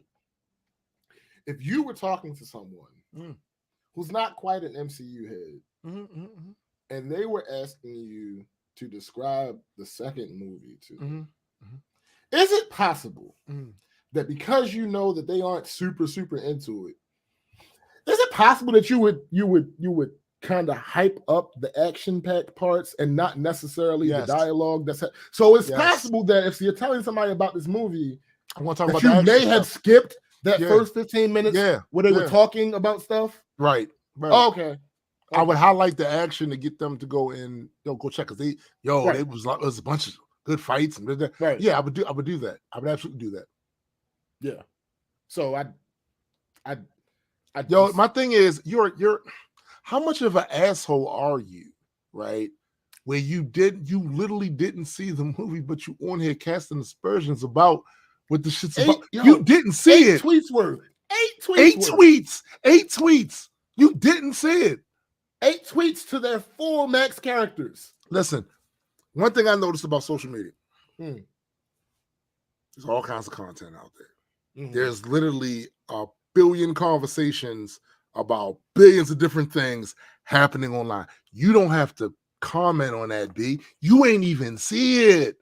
Talk about something else. Didn't you just get some new shoes? Show us a picture of that. What are you eating for lunch? Show us the plate. You don't have to talk about that. You don't have to talk about that. Oh, God. What is wrong? I'm stop asking what is wrong. No, here's the thing, Cindy. I don't even need you to hate from an educated place, right? I just need you to hate from something that's not directly contradicted by anybody who's actually watched it. Yeah, like if you can make some shit up. I don't like none of those comic book movies. Then bruh, right. The people talking about, oh, they're erasing black men. I can at least think and say, all right, I can see why you might see that, even though you're dumb. Again, M'Baku makes up 10 of you motherfuckers. Facts. But objectively looking at the film, I can see how that grain twisted. That thought, how it got distorted. Yeah. This argument is dead on arrival. Facts. Again, they addressed this in the first fucking movie. In the first movie. Right. And the beginning of the second movie. What sanctions? They try. Listen, bro. Again, it's a ridiculous assertion. See, what he wants is for somehow Wakanda to be portrayed as some regular weed ass African country. That's not what that concept is. Certain things you can't do to a. Yeah, it was loosely based on the revolution in the Congo. Yes, certain things you can't. Asgard was a nation before it was destroyed, and now it's just a little small town or whatever on Earth. There were certain things you could not enforce when Asgard was at its full power. A perfect example. There's something you can't enforce that shit. There is nothing that the United States could have done to do any damage to Asgard. Yeah. When Asgard actually, kind of now. There's nothing the United States can do to do shit with them now. They have defenders. Like, listen, but that's the whole thing I'm saying is like, and much like Wakanda, Asgard had a certain different set of circumstances. It's kind of the equivalent of what happens here in real life when a nation acquires nukes with ICBMs. Yeah. You can't talk to them the same way you talked to them before they got them nukes. Nah, nigga, no. And when you had when just one, the prince, the prince of the nation can come down and destroy an entire city with a hammer strike, all right? You can't enforce shit on them. What can you say? We don't care. Or we're gonna put an embargo and to stop what trade routes? Right. What do you They don't have? need you. They don't need you. They can handle everything in house. Literally everything. You want to complain about them still tanning hides? What? Do we not still tan hides in our country? Yeah. Is that a thing we just don't do anymore? Yeah. I don't understand. Like, what are we talking about? Yo, Thanos couldn't even exert his will all the way in Bruh. Wakanda. What the fuck makes you think the United It took him States having was 6 of the goddamn stones. to exert his will in Wakanda. You're not just going, bro. Truthfully speaking, there's only a couple of heads. No, 5 of the stones. He didn't have. Yeah, 5 of the stones. There's only a couple of heads, even in the comic books, that could exert. Doom exerted his will over that motherfucker. Mm-hmm. And of course, when Namor flooded it, when he had part of the Phoenix Force in him. You know what I'm saying? Like, it's not many people that's gonna just have their way with Wakanda. Nah, B. That's not happening. It's not happening. Mm-mm. They're gonna beat your ass. First of all, they're not even gonna beat your ass because you're not a threat. Like, you're not. Yes, they will be forced to beat your ass if you could possibly invade their country. Yeah. The chances of you invading that country is very low. Slim to you know none. what I'm saying? Like, what you gonna come in there with? Tanks? Right. One spear. You can take out a tank. Like, it's not close. So the expectation this dude has about how they're supposed to be somehow treated the same way some regular weed African nation has been treated, having to deal with all of the stealing of the resources. And by the way, if you were a technologically advanced civilization and literally watched other nations in the same continent you're on getting their resources snatched, you would definitely have a fix for that. Mm-hmm. You ain't getting ours. Yeah. You ain't getting ours. I mean, it was kind of, as I think about this and we talk about it, it gets worse. Yeah. That was the entire premise of the beginning of the first movie. The beginning of the first movie, the point was they've done all these things. We don't want them. We don't want nothing to do with them. We don't want them we to are know self-sufficient. that we have this shit. Right. Right. So the rest of the world saw them as a place that just exported textiles and shit like that. They didn't know they had all of that tech. They didn't know they didn't know that they was lit like that. Yeah. They didn't know purposely. Yeah. And they did so much more than just rely on them not having knowledge.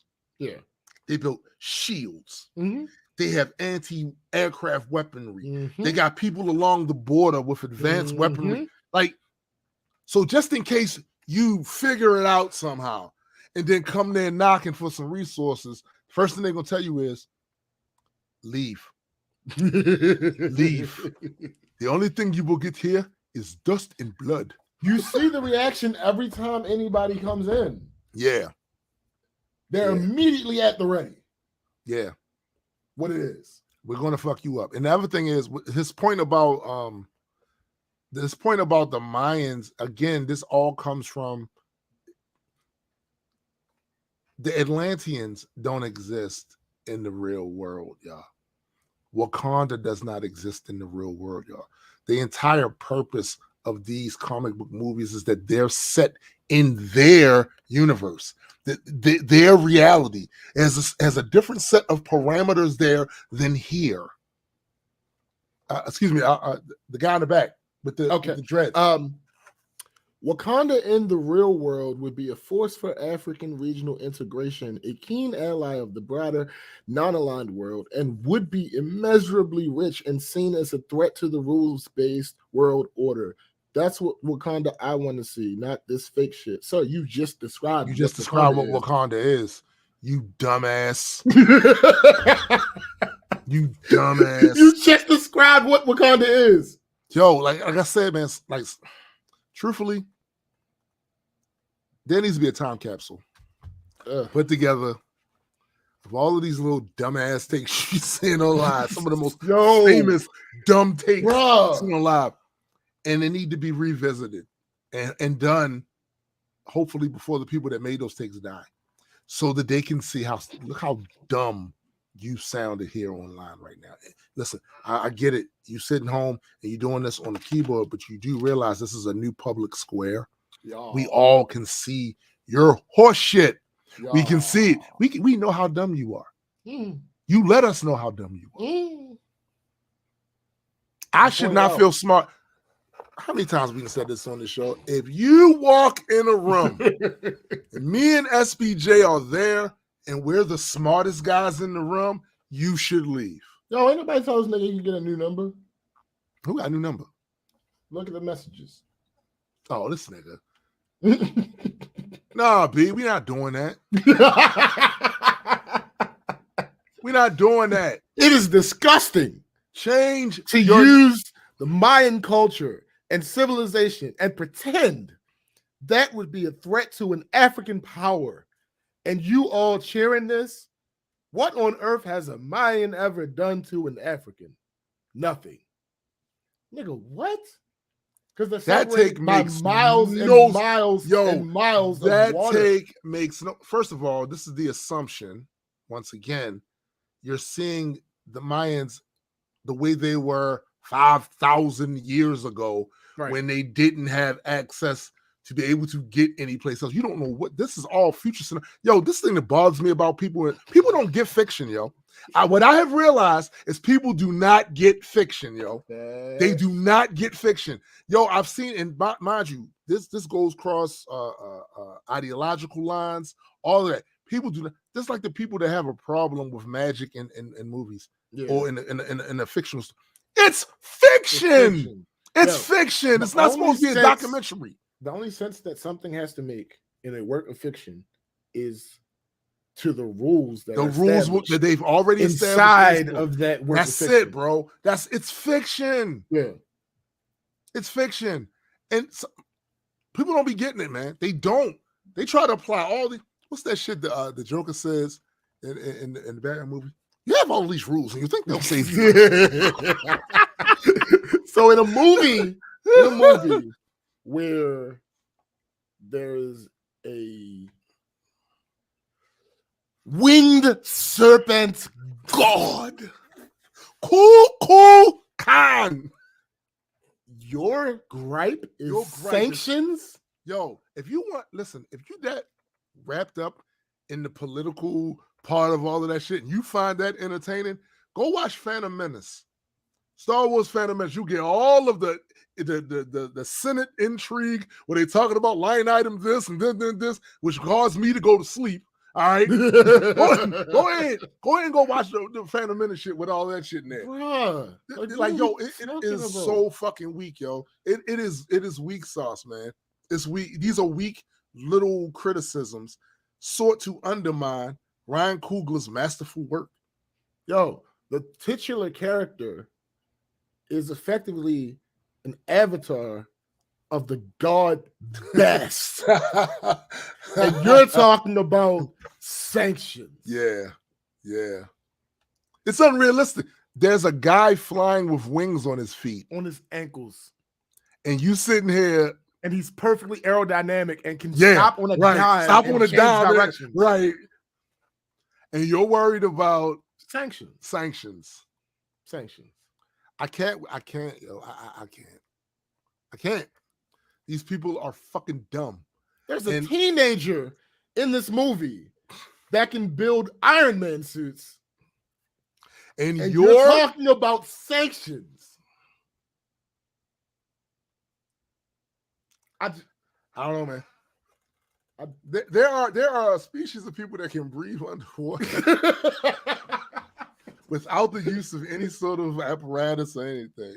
They need the apparatus to come above water. And you're talking about sanctions. Yo, this other thing too. I'm gonna say before we wrap all of this up. It's time for some of y'all to start watching comic book movies. Now hear me out. This shouldn't be a law. I'm not trying to mandate this. I'm saying to you. Point of order, sir. I'm saying to you, this ain't for y'all no more. Nah, it's not. All of the ones. Clearly not. If you have the fatigue, stop watching them. Yeah. Me and this guy, we gonna keep watching them. Mm-hmm. Now, again, to be fair, I'm giving the caveat for the people who do this for their jobs. Mm-hmm. Yes, absolutely. Because you have to. Realistically, to. It's not a realistic proposition for you to stop watching. Exactly. I'm talking about the rest of you motherfuckers. Yeah, yo, it's time for you to stop watching it. And then once you stop watching it, we don't really need you to talk about it anymore either. Like, talk about the shit you do watch. Fried Green Tomatoes is streaming somewhere. Beaches is streaming somewhere. This month, Citizen Kane is streaming somewhere. Is it though? I would have to imagine, right? You would guess, right? Somewhere. It's the best movie of all time. So it's got to be streaming somewhere. Clearly, it has to. Yeah. Like, yo, Footloose is out there somewhere. Yeah, Kevin. You know what I'm saying? Like, go watch that shit. Comment on that. I'm sure there's still an audience for that sort of shit. People that want to hear your opinion. This ain't for you no more. And what we don't want is you dropping Snickers in our pool. Right. And we having fun over here. Mm-hmm. Like, I'm willing to hear critiques from people that actually fuck with this. Yeah. We can have that back and forth. But you don't even watch this shit for real. And you're getting on social media with these dumbass. Yo, you're wasting time. There are a list of MCU movies that are either shit in my mouth or almost shit in my mouth. Yes, absolutely. Yeah. Mm-hmm. We talk about this shit all the time. Mm-hmm. Yo, but we fuck with this genre. We have been waiting for this genre to be a thing for quite a few years. And now that it is, we're gonna do that. It's like, yo, you in the Westerns, go watch your Westerns, B. Absolutely. Go watch you in the heist movies, go watch your heist movies, B. Like, go watch your spy movies. Go do all of those things. Yo, watch your gangster movies. We like this our shit. This our shit. And we don't need your commentary over here. You don't even watch this. This ain't about you. And it sounds like you salty because whatever was your favorite genre don't get that type of burn no more. It don't sell as many tickets. They don't make as many of those movies. I had this conversation before with somebody else who was into those kaiju movies, like Godzilla and stuff like that. And when Godzilla would come out, they would be mad that it wouldn't get as much fanfare. I remember this, yeah. And then they would get mad that Marvel was getting fanfare. The comic movies were getting the fanfare, right? And I'm like, yo, what that got to do with you? They still putting those movies out. You're still making those movies. You're still getting to watch it. Why are you concerned about what's popular at that time? Like, yo, I listen to music currently that's not on the top 10 billboards because I think it's dope. And I'm getting enjoyment out of it. Why the fuck are you worried about whether or not everybody not into the kaiju stuff? It's like everybody not into the Marvel stuff. And you don't hear me commenting on none of the Godzilla stuff because I don't be watching it like that. Nope. So I don't be commenting on it. I'm glad. I like that people have their own little fandoms they can go in and enjoy and have their shit. And it's so diverse now where, yo, they got animes for people that like anime. They got the superhero genre. People like superhero genre. They got the action, the rom-com. They got all these different genres. Enjoy your life. Mm-hmm.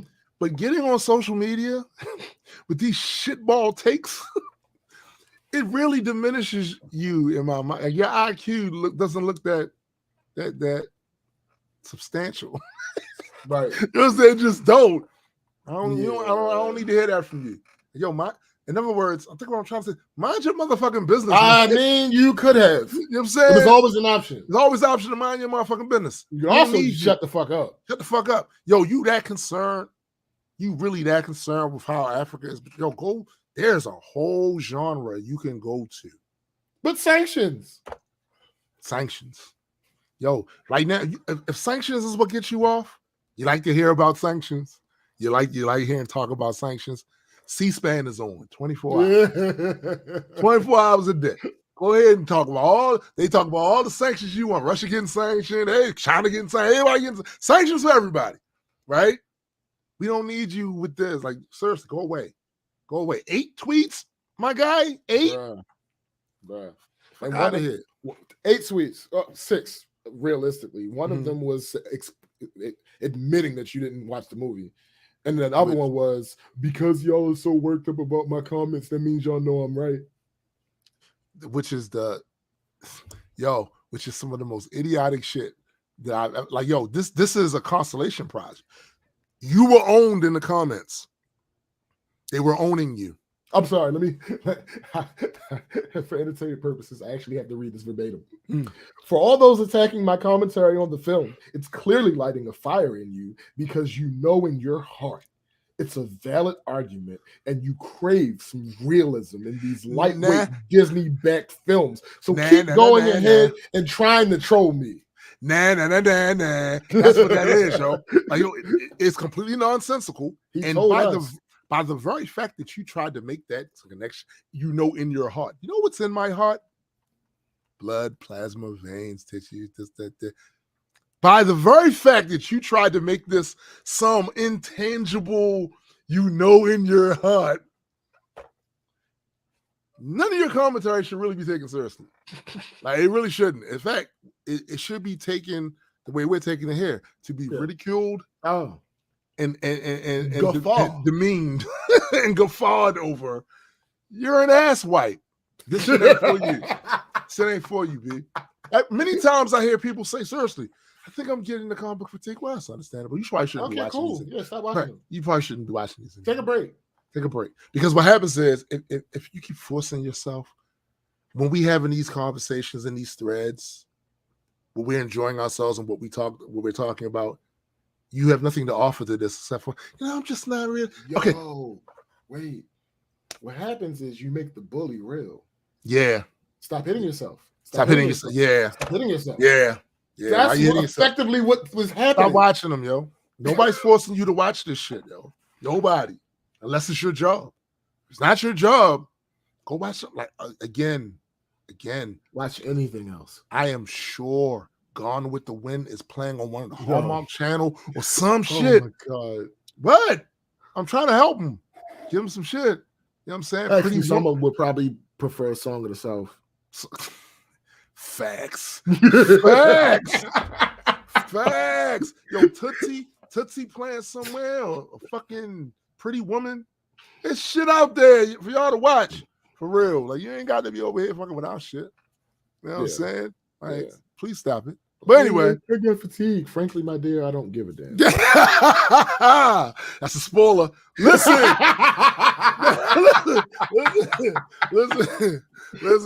We want to thank you guys once again for showing up on another Saturday of us fussing, calling people names, and overall showing out utter disdain for humanity and our utter obsession of all things comic book, and movies and shit like that. We appreciate you. And of course, do not forget to go check out Jaded Nerd's channel. Yeah. That is named after I think he's still live. He might still be live. Also, don't forget to go check out my man Super Side Guys, Metas, and Mutants. Absolutely. Yo, Cindy's ass. God damn it, Cindy. I'm sorry. I'm sorry. I'm so sorry. They call him.